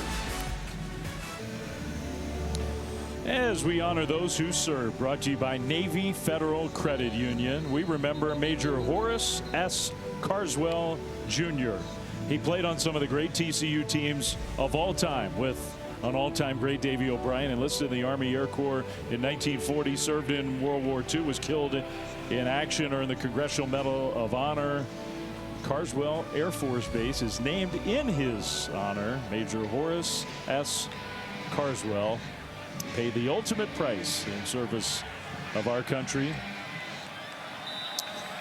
Utah defense back out on the field. The Horned Frogs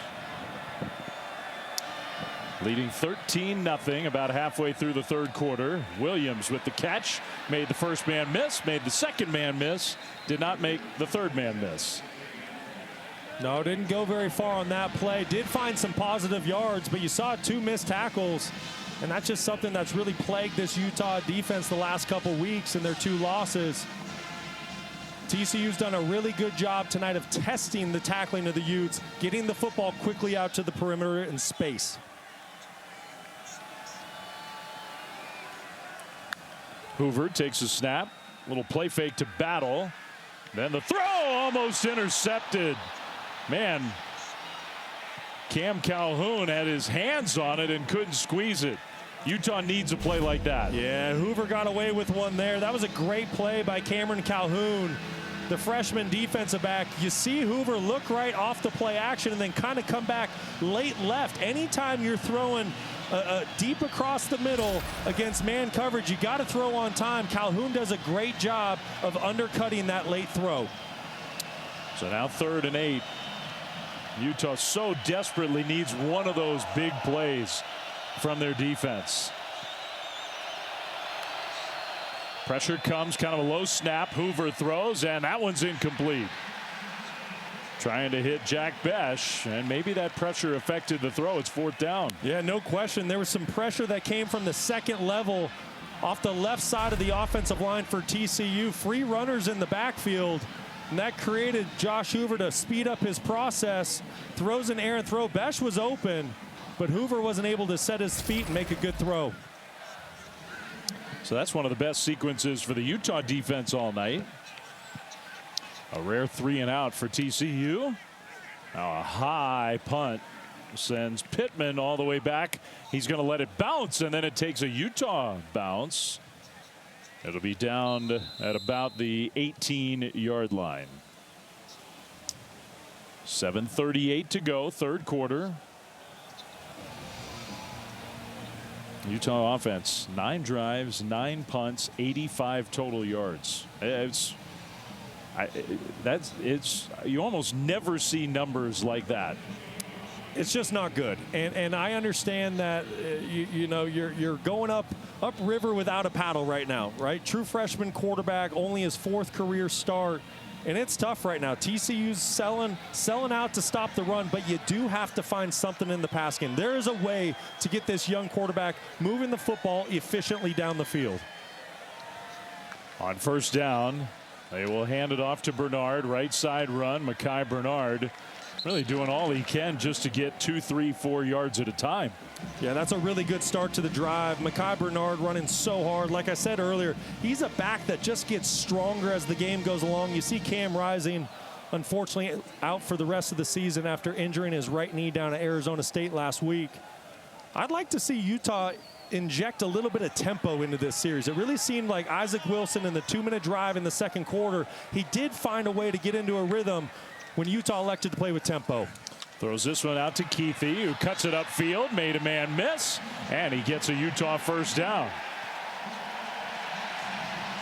And there's a little juice out of this Utah offense. Brant Keithy, big-time player for this Utah football team, 7th-year senior. He's been playing at a high level for a long time. Great spark, catching the ball behind the line of scrimmage, getting some positive yards and a first down for the Utes. I thought they might go quick tempo after that first down conversion. Instead, they substituted.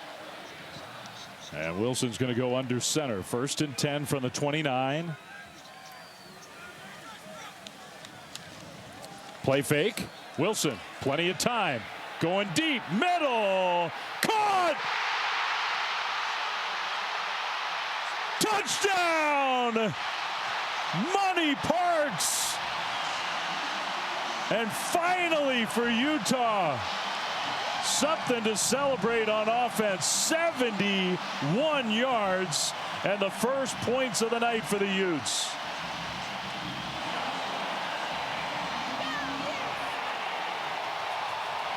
And somehow they're in this game.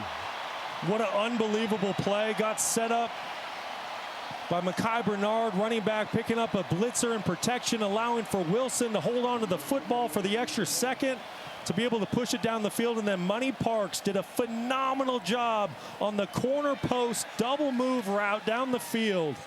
Just a thing of beauty. Extra point up and good. After all of this, Utah's down 6 points.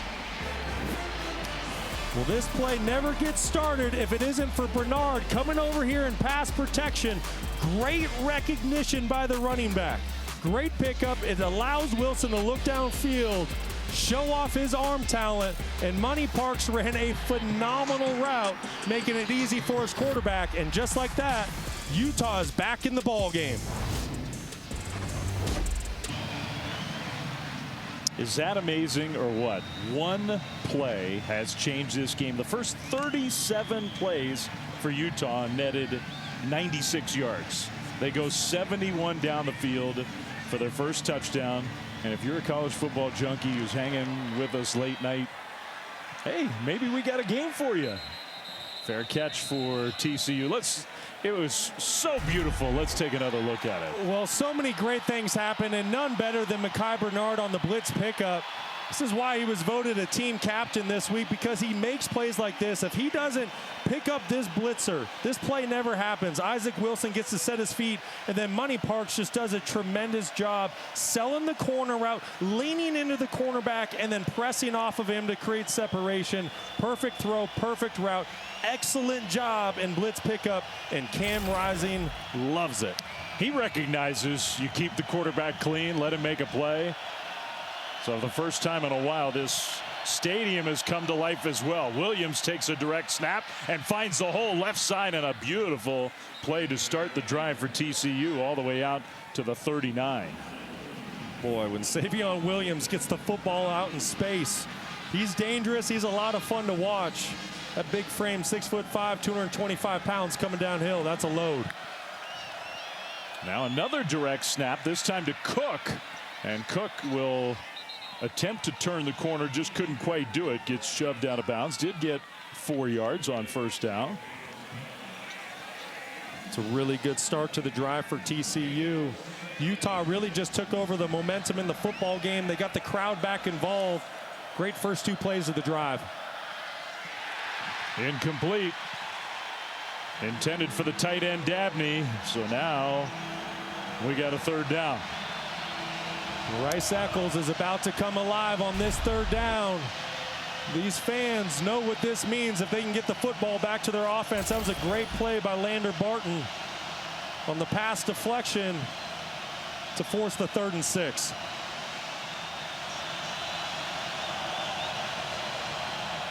Amazing how the feeling of this whole thing has changed with one play. 3rd and 6. Pressure comes. Hoover knocked away, incomplete. He took a hit. Dabney took a hit. And Utah will force 4th down and a TCU punt. They're going to get the ball back. Well, and gotta have it moments. You know Utah's going to bring pressure. All-out blitz, cover 0. Man-to-man coverage with no help down the field. Football a little bit behind tight end Dabney. Great job by Utah getting off the field, and you see Jack Besh frustrated, the go-to target for TCU this season. 3rd in all the country in yards and touchdowns. A little frustrated he didn't get the football. He's hardly touched it tonight. Fair catch made inside the 15. So it won't be great field position for Utah, but I think they're finally believing that they have a chance to win this game. No question. And we just saw the formula on the last drive, and that's really what Utah football has been for over a decade. It's physicality at the line of scrimmage, establish the run, get positive yards on 1st and 2nd down, and then when you get a defense that's willing to sell out to stop the run, take your shot downfield on play action. If I'm Utah, I'm going deep on this play. I might go deep on every play. Well, we know the young quarterback has a cannon for an arm, so don't be surprised if you see another shot early in this series. Bernard in the backfield. Wilson is going to throw middle, and that pass is caught. A nice catch on the move by the tight end Keithy for a gain of 11. Let's go down to Sherry. Guys, I can tell you this Utah sideline, this sideline on Utah is just now electric. Dave, you mentioned it, just one play changed the whole feeling. And Coach Whittingham this week talked to his team on Monday, encouraging everyone to put their previous losses behind them. And talking to Mekhi Bernard, he told me the team even changed their mindset. It kind of felt like a funeral. And they said new film, new tape, new time tonight. It wasn't looking like it was going in that direction for a while. Another play fake. Wilson looking deep. Now he's going to throw short, incomplete. I know that's an incomplete pass, but Isaac Wilson, he's showing that he's growing up. He's maturing within this football game. 2 plays ago, nothing open downfield. Checks it down to his tight end, who's kind of like his delay check down, gets positive yards. And then on that play on play action, he saw the cornerback peeling back late to go cover the corner route. If Wilson let that football go, it was going to be an interception. Instead, he tried checking it down. I know it was incomplete, but that's a young quarterback getting better. 2nd and 10 now for the Utes. Still 4:30 to go in the 3rd quarter. And TCU does still lead this game. Just a 3-man rush this time. Wilson dancing around. Wilson throws on the move. Shows off that arm strength, but it's incomplete. Intended for Singer. It was really good coverage downfield by TCU. Nowhere to go with the football for Wilson. Forces the 3rd and 10. And TCU's had a lot of success on this down and distance tonight.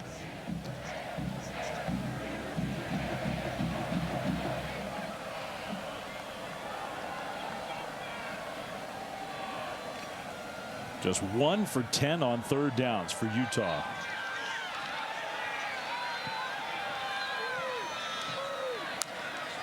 Wilson takes a snap.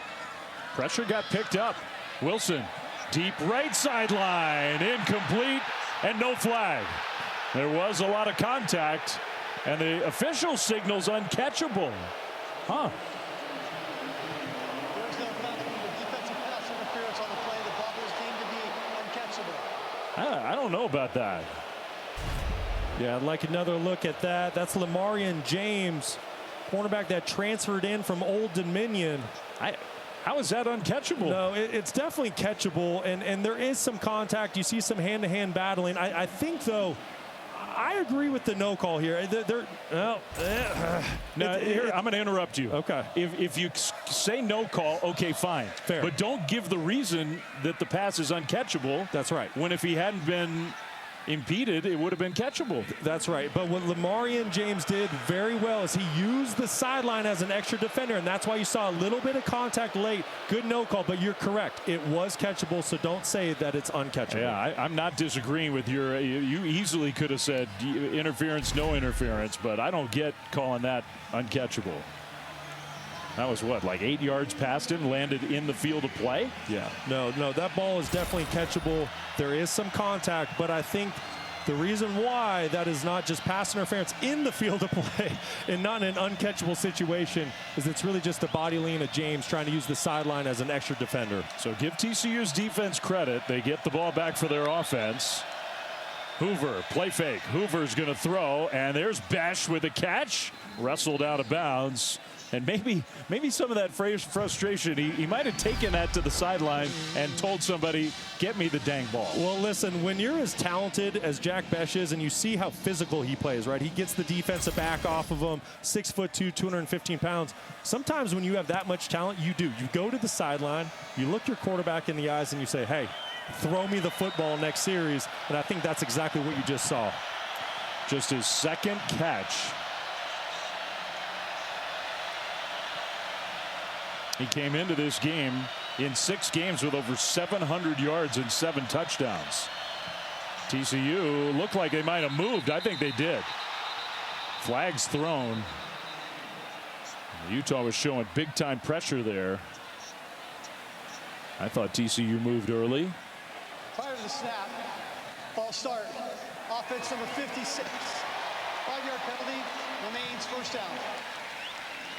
Taylor Whitfield, Ben Taylor Whitfield, the sophomore offensive lineman.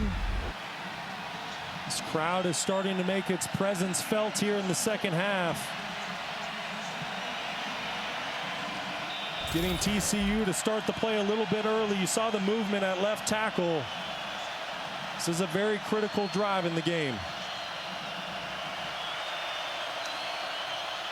1st and 15 for the Horned Frogs.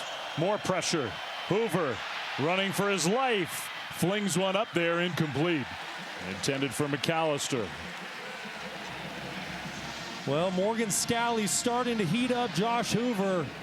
That's a gutsy defensive play call on a first down situation. Brought in all-out pressure. Left every single defensive back on an island. But you see why. It gets Josh Hoover off his spot, gets him outside the pocket, and forces a 2nd and 15.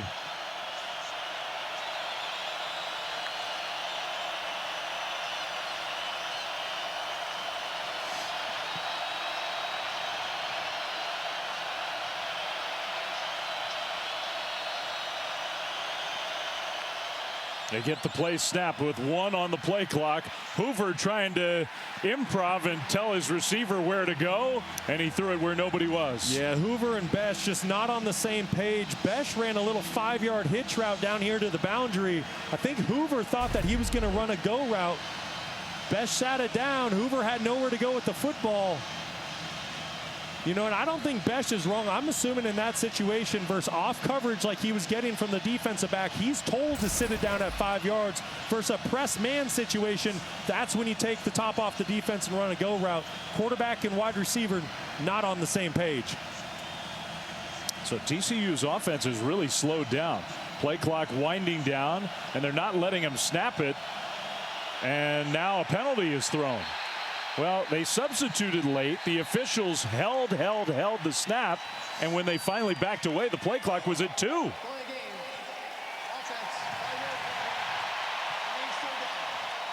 And you see Sonny Dykes' reaction. He feels like his quarterback got it off just in time.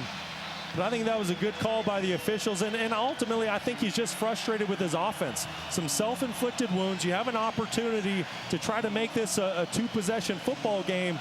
And now you're facing a 3rd and 20. Not many play calls on the call sheet for this situation. Without a big play here, you're sending the football back to Utah, who has all the momentum. 3rd and 20. And they'll hand it off. And a positive run for Trent Battle, but nowhere near enough for a first down. And I think that's exactly what TCU decided to do. Yeah, just trying to get better field position for the punt. Don't want to make a bad series worse and have your quarterback try to force a football down the field and give even more momentum to this home crowd. But that was a great series for the Utah defense, getting the football back for their offense. So another punt coming here for Ethan Craw, with Pittman standing at the 20. Now this one kind of off the side of the foot. Will be down at about the 27-yard line. Well, tomorrow we're not that far away, in fact, from getting you ready for NFL weekend. NFL Countdown starts at 10 a.m. Eastern Time, 7 a.m. Pacific. All the breaking news and whatnot before the first round of games. And Monday, we got 2 Monday Night Football games for you this week. 8 Eastern on ABC, ESPN, ESPN Deportes, and ESPN Plus. Plus, you got Peyton and Eli for Ravens and Bucks. That's a good game. And then the other Harbaugh, Jim, will coach the Chargers in Phoenix against the Cardinals exclusively on ESPN Plus at 9 Eastern. That's Monday night. Isaac Wilson and the Utah offense back on the field. Wilson keeps it. And Isaac Wilson, who can move a little bit. That was a nice run on first down. Yeah, he can absolutely move. Very athletic quarterback, and this is his comfort zone. In high school, he played in the shotgun. So you get Isaac Wilson in the shotgun, you start running some zone read schemes where if you're going to crash at that defensive end position or give a look to where the quarterback can pull it, Wilson can hurt you with his legs. You wonder if Utah's going to start to maybe incorporate more of that stuff. They run kind of the offense that they like to run, but Wilson didn't have much experience in this style before coming to this campus. He throws a screen to Keithy. Keithy with a blocker out in front, takes a big hit, but gets a Utah first down. And to your point, Flem, I truly believe that Isaac Wilson will adapt to the Utah style of offense under Andy Ludwig that he's ran here for so many years. But at this point, midway through the season, Isaac Wilson's going to be your quarterback. You also have to adapt to what he does best and what he's most comfortable with. Man, Devin Deal, huge hit on Keithy, who held onto the ball. Keithy's been much more involved in the second half. First down, Utah outside the 40. Under center, Wilson. Play fake. Back to pass, and he'll get hit and go down. Deal again. Devin Deal is having a big game for TCU. Yes, he is. Starting tonight for the injured Cooper McDonald and making the most of his opportunity. We've been saying his name since this football game began, just winning at that defensive end position with speed. You cannot block a defensive end with that much talent with a tight end, and that's exactly what that situation was. It was a one-on-one situation, defensive end, tight end. That's a mismatch. 4th sack for the Horned Frogs, a loss of 9, so it's 2nd and 19. Wilson throws this one across the middle, and a nice delivery to get that lost yardage back and then some outside the 45 to the 46. A gain of 13 on what will be the final play of quarter number 3. I wasn't sure we were going to have a competitive game in the 4th quarter. We definitely have one here in Salt Lake. See you breaking down your team here in the huddle. Final message as we head into the 4th quarter. Well, we just got to continue to make plays. We got to do a better job offensively, get something going. We've been pretty slow to get something going in the 3rd quarter. Just got to keep tackling. I think defensively, got to get off the field on this 3rd down. It's the big one. All right, thank you, Coach. All right, thank you. Thanks, Sherry. It is a big 3rd down as we start the 4th quarter. Utah down 6. Wilson in the pocket. Wilson throws, and it's incomplete. Trying to find Money Parks across the middle. And so now on 4th and 6, I think the punt team's coming out. Yeah, I think you punt it deep here. There's a full quarter to play. You're starting to get some momentum back into this football game. I think you need to pin TCU deep, play the field position game, see if you can get another 3 and out, and then get that ball back around midfield. If you complete that pass, and even if Money Parks gets tackled, it's 4th and, say, 2, maybe it's a tougher decision.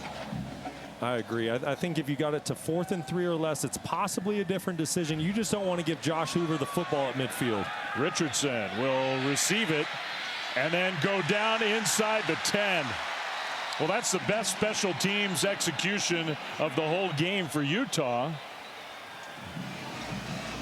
There is a penalty flag down sort of near the original line of scrimmage. Baumeister, that was a good punt. Yeah, that was really good execution by the punt team. Exactly what Utah needed. Kick, holding number 33 of the receiving team. Out the distance to the goal. First down. Field position is going to get even worse. Well, and this is one of the reasons why Kyle Whittingham has had so much success over the last 20 years here at Utah. He's great at situational football. He understands big picture. Yeah, you know, fans want you to always go for it on 4th down, but this is why you punt it. Now you pin TCU back deep. See if you can get the football back to your offense. And you're near the students. It's going to be loud. I think some of the students left. And this place was so cranky. We were hearing boos, which you almost never see here or hear here. But everybody's believing again.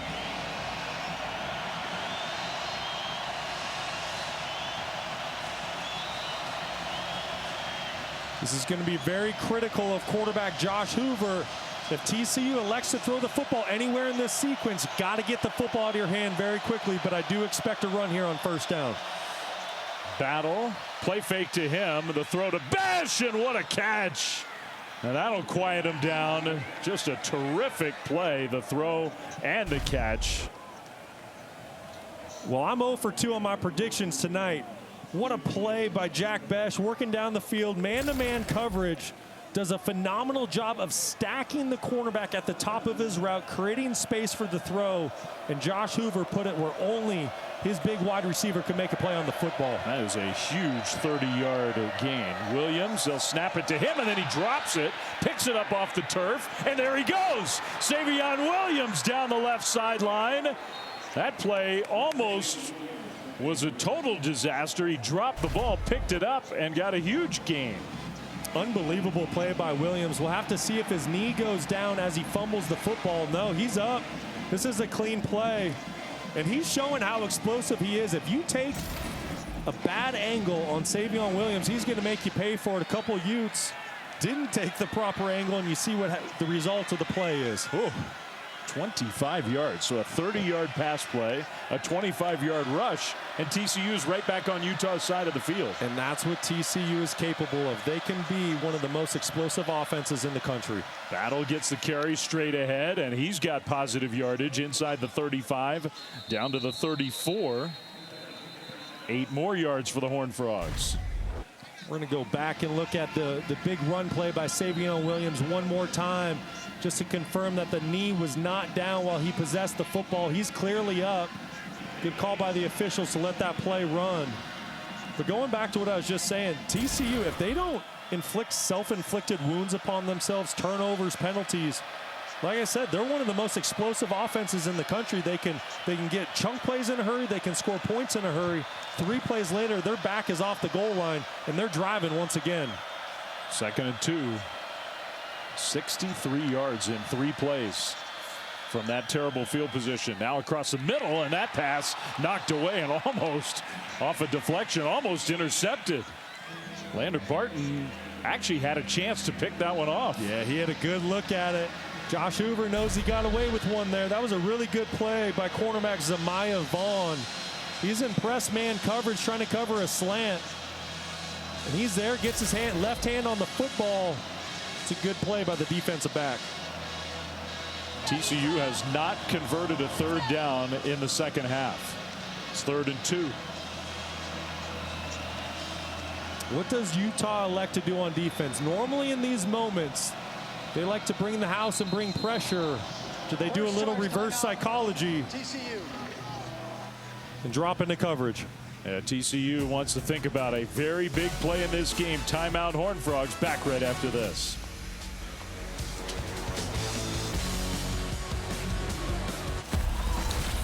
This season, Allstate celebrates every field goal and extra point made by participating universities by making a donation to the university's general scholarship fund. Thank you, Allstate. 3rd down and 2. TCU pinned deep. They've moved it into Utah territory. And here we go with Hoover standing next to Kendall Briles. Well, Haas Haney, he's been in the game a few times tonight. TCU's ran the football when he's in there. Do they choose to take a shot right now? You have one-on-one at the top of your screen. Haney, low snap, and he'll go backwards. The snap was not a great one, and it took away any chance for him to build some momentum, so they lose. Let's see where they spot the ball. I think at least a couple, maybe even 3 yards. Bad snap, poor execution. You see Karene Reed back in the lineup, number 21, making his presence felt at the linebacker position for Utah.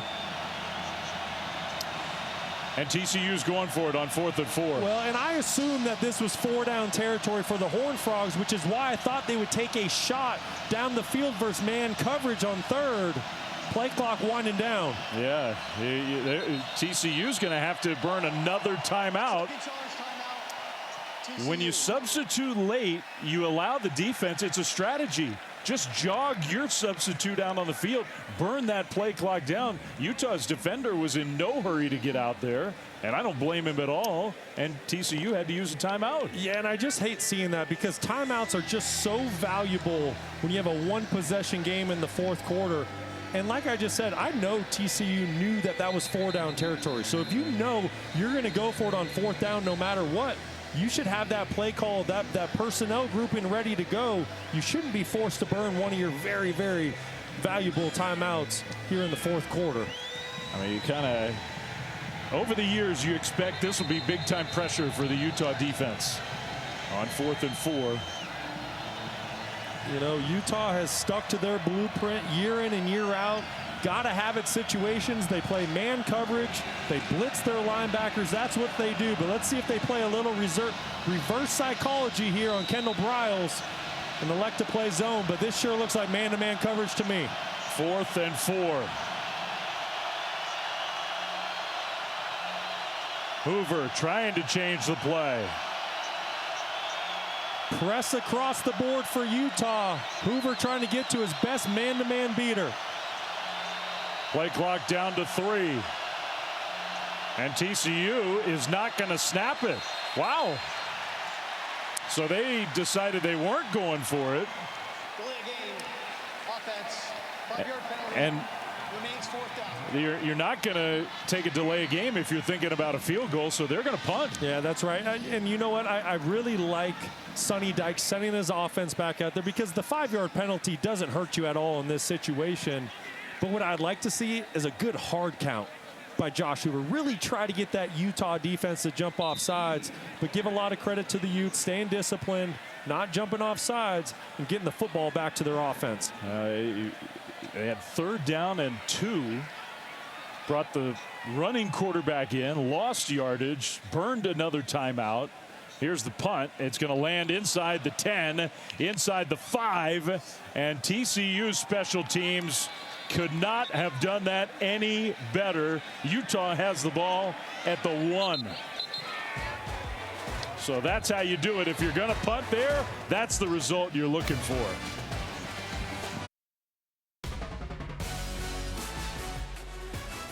ESPN College Football is presented by IHG Hotels and Resorts. 19 hotel brands, 1 loyalty program. Download the app. And in part by Mercedes-Benz. Well, what a strange, yeah, it's been that strange, this game. And even that last sequence, TCU started at their own 3. They end up kind of botching the end of the drive, but they pin Utah at their, now that's flipping the field from your own 3 to the opposite 2-yard line. Utah down 6, 11:42 to go, 4th quarter.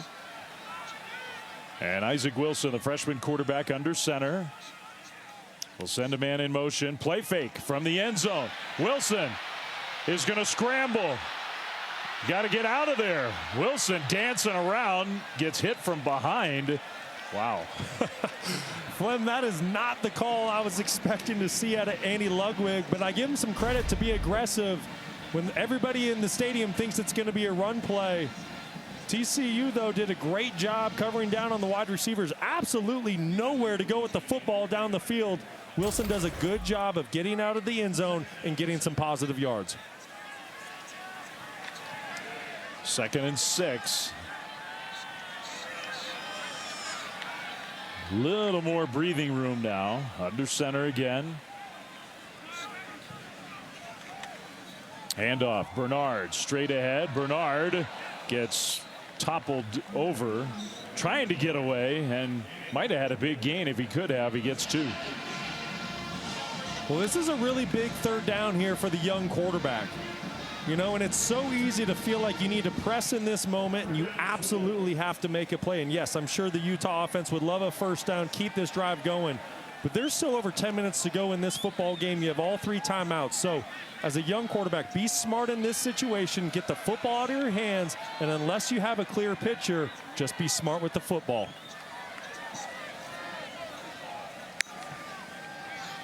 Wilson, pressure got picked up, throws, and it is caught! A contested catch! Could have been Singer, could have been James. It was Dorian Singer who ripped the ball away.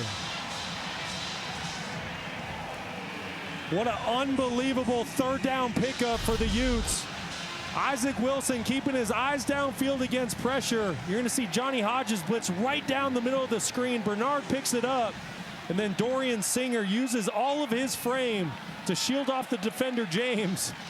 And that's probably the biggest third down pickup tonight for Utah. What a play. I'm going to vote it the biggest third down pickup. It's only their second. 36 yards. We've had 2 spectacular catches. A little fake trick play, and TCU was not tricked. Money Parks got demolished and lost 5. That's Abe Kamara coming up. Normally plays nickelback for TCU. He's played a ton of football for the Horned Frogs. Very savvy defensive back, taking on the block with Keithy, doing a great job of getting off of that block and forcing the tackle for a loss and getting the Utes off schedule. It's a 7th tackle for loss by the TCU defense. So 2nd and 15 coming up. Under 9 minutes to go. Wilson throws it quickly. Keithy stayed on his feet and got 4 yards. It'll be 3rd and 11. Well, that's a big-time tackle by safety Bud Clark. If he doesn't come up and get Keithy, Keithy's going to take that for a big-time play. TCU elects to bring pressure, so there's really nobody there in that second level if Bud Clark doesn't make that play to force the 3rd down. So it's 3rd down, not in 6, 3rd and 11. And remember the negative play on 1st down.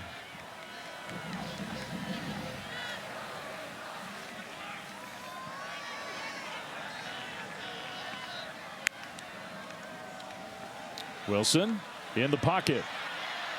Now going backwards. Wilson buying some time. He's going to run, cuts it back to the middle of the field, and he got close. Man, he got so close that I think Utah will consider going for it here. What a scramble that was for a positive gain of 9. Absolutely. No decision here for Kyle Whittingham. What a gutsy run by the quarterback, Wilson. Little cat and mouse game going on pre-snap. TCU shows pressure, so Wilson makes an audible to protect himself and create max protection. Well, with that, you get 2 less guys out into the route concept. Your tight end running back stay in the block. Nowhere to go with the football, but a great run to make it 4th and short. Under center, Wilson. They need 2. Wilson, play fake. Wilson is going to throw deep, and it is intercepted. Bud Clark comes away with the ball. What a sequence by the TCU defense. I liked the decision by Utah to go for it on 4th down, but TCU just did a tremendous job. Nowhere to go with the football. Jatravis Broughton took away the halfback early in the play. You're just trying to outflank the defense with your tailback, but Broughton did a great job of diagnosing it. Here's Broughton, and you're going to see the halfback just try to win with speed, and then the tight end's on a corner route. Nowhere to go with the football in this play. And you know what? Wilson did the best thing that he possibly could. He couldn't run for the 1st down, couldn't throw for the 1st down. So he gave his tight end a chance to make a play, and that's just as good as a punt. It basically is the equivalent of a 31-yard punt. Now a direct snap to Cook, who might have run into his own blocker and then got knocked to the ground by Samote Pepa. 2nd down for the Horned Frogs. We've had 2 field flips from the 3 to the 2, from the 2 to the 17. Pepa, who made that play, slow to get up. Already has that left ankle taped.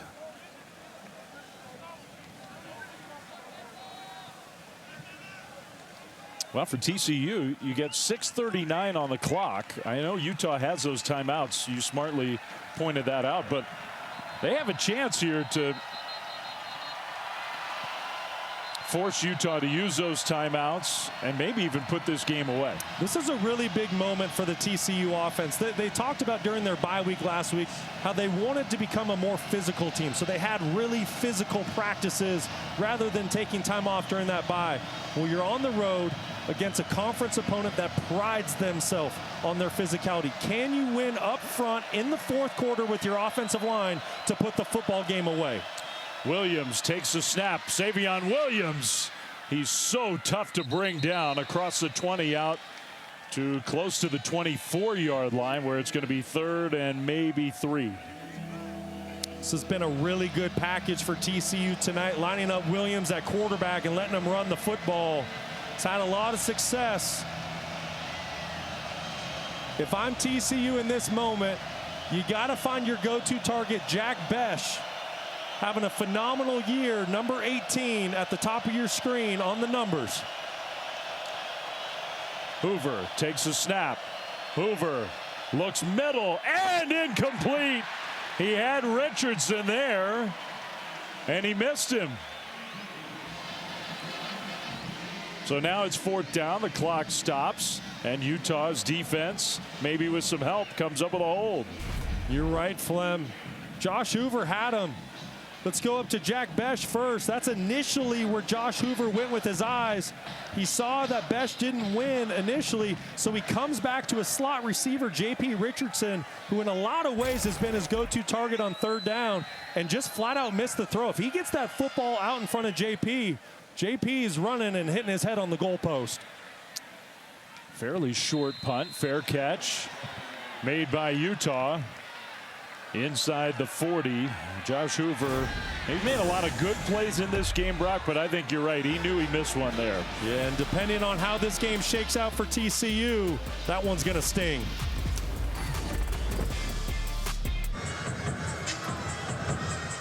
Welcome back. TCU at 13-7, about 5:36 left. Utah with the ball. And guys, I got to tell you, down here on the sideline, I've been watching Isaac Wilson the whole game, and his demeanor and poise just hasn't changed. He has the same routine as he gets down to the bench.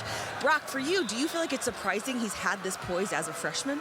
Well, you know, it is a little bit surprising, but when you talk to people around this program, they say he's got a lot of moxie and confidence. How's that for moxie? Takes a hit, delivers a hit into TCU territory. The quarterback run for Wilson and a gain of 15. I tell you what, he's growing up before our eyes tonight, making some great plays here in the second half. Excellent read on the zone read to keep the football, showing off his athleticism.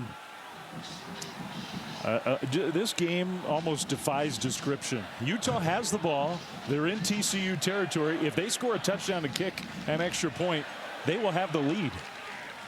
I mean, there were times where it felt like they couldn't get a yard. Under center, Wilson, 1st and 10. Bernard, and TCU has defended him so well tonight. You know, and to Sherry's point on Wilson, you know, he's just so stoic the way he plays the game. But don't get yourself wrong. He's his biggest critic. You know, he wants to be great. He evaluates himself harder than anybody. But when he's out here on the field, he's a fantastic leader. He doesn't get too high. He doesn't get too low. And that's what you want out of your quarterback. 2nd and 8 for Utah. They're being deliberate in terms of the tempo. So the clock continues to bleed off. Play fake, another play fake, and a screen thrown. And a cutout field down to the 45. Another play, that was Bernard with the catch. More good defense from TCU. All this misdirection, and the Horned Frogs have not been fooled. Yeah, that was really good defense by cornerback Travis Broughton to force the tight end screen back inside, which allowed Johnny Hodges to fly from the middle linebacker position to force the tackle and ultimately make it a 3rd and 7. You're right, Flem. This TCU defense, they've shown some really good stuff tonight. 3rd down and 7 for Utah.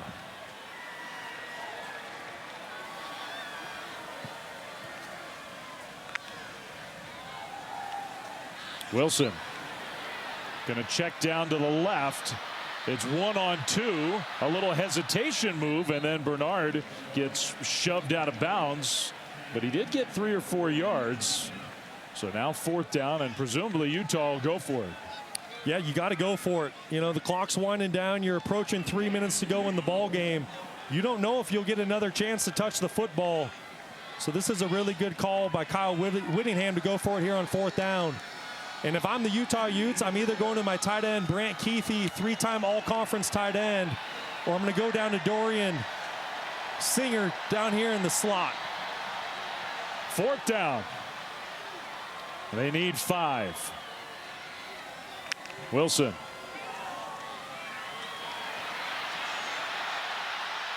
Is going to heave it downfield into coverage, knocked away, incomplete.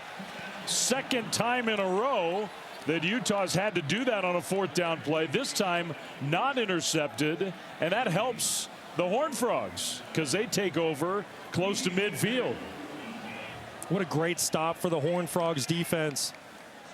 There might have been a chance early in that play to get the football out of your hands. You're going to see an opportunity here, just trying to create a little rub play with the cornerback.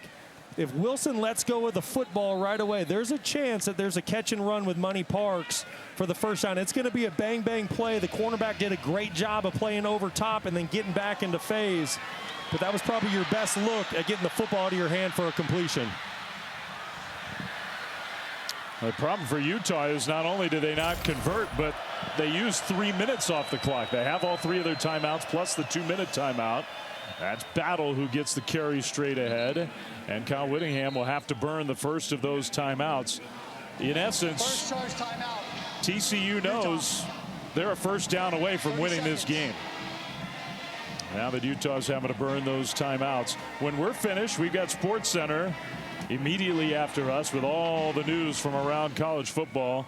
In the SEC, Alabama and Texas both losing. Missouri's quarterback, that was an incredible story, went to the hospital and then came back and led a 4th quarter comeback win on homecoming in Columbia. Juan Soto with a monstrous home run to send the Yankees to the World Series for the 1st time in a long time. All that and more when we're finished. A lot of great moments in sports today. No kidding. And Isaac Wilson hoping that he'll have a chance for one more. I mean, you had an unbelievable last-minute game-winning drive last night in Provo. Not that far from here.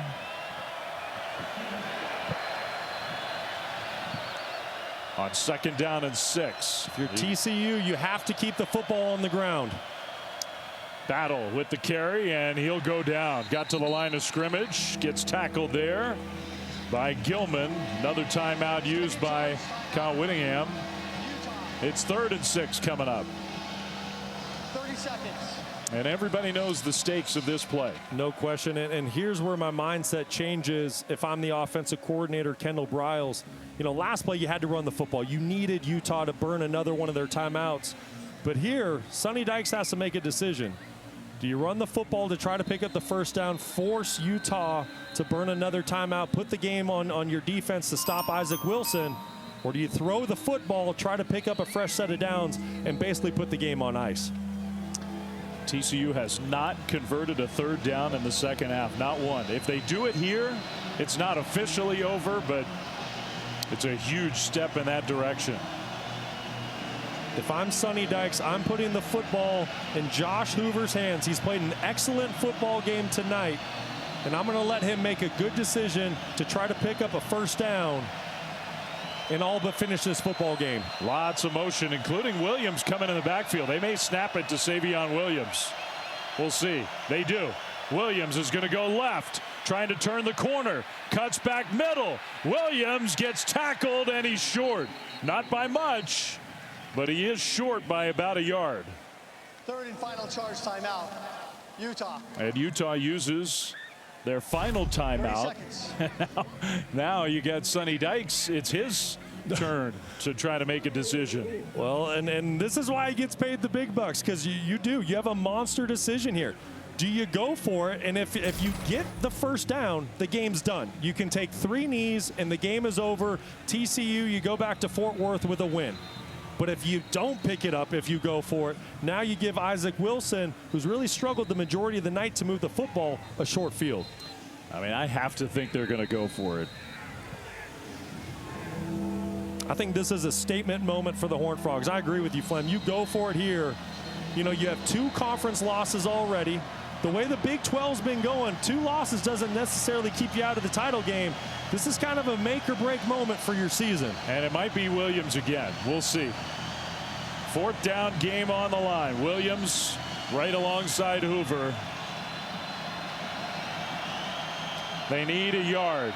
TCU snaps it to Williams. Left side, he'll get the first down. And that'll take it to the 2-minute timeout. What a run and what a night on the ground for Savion Williams. Utah's not been able to stop that play.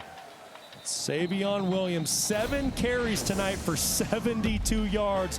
None bigger than the 4th down conversion.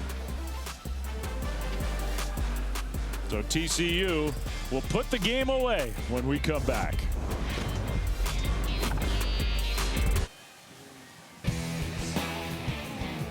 All right, I know it's a lot of teams and it's a lot to look at, but here's where we stand as of right now. And TCU trying to get their 2nd conference win. Utah is going to fall back, assuming that they don't pull off some sort of miracle or TCU has a meltdown here.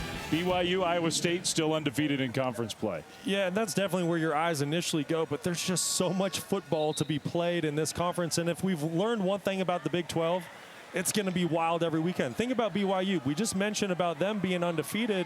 Well, they needed a late drive in the game last night against Oklahoma State, who's really struggling to get a win at home. And then Iowa State, you know, another great finish late in the game this week. So Big 12, a lot of fun to watch. Who knows who's going to be on top at the end? But what I do know, TCU getting a win here tonight, only 2 conference losses. They are still within the chase to play for the Big 12 title. And I know that it was not pretty, and TCU fans probably are moaning a little bit about how the second half went after they really dominated the first half. But this is a good road win, even against a compromised Utah team. Great road win coming out of a bye week. And you're right, Flem. You weren't great on 3rd down tonight. You had some other issues at times, a few self-inflicted penalties. But I think the bright spot coming out of the game for the Horned Frogs is Josh Hoover. He came into a hostile environment against a very good defense and protected the football, something that he's had an issue with in the prior couple weeks, throwing 4 interceptions in the last 2 games. So one more knee to go here for TCU to make it official.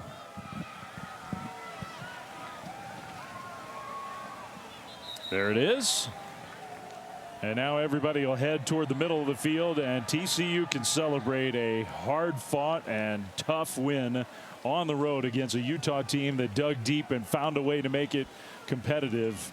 But TCU bounces back from a tough loss at home, uses their bye week productively, and gets the victory. Just an excellent game by Josh Hoover. Sonny Dykes and his team going home victorious to Fort Worth.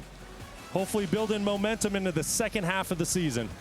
So there's your final score as the last seconds tick off the clock. 13-7. Horned Frogs get the win. For Brock Osweiler, for Sherry Burris, for our whole crew, Dave Fleming saying thanks for watching this presentation of college football on ESPN. It's time for Sports Center. Linda Cohn and Michael Eaves.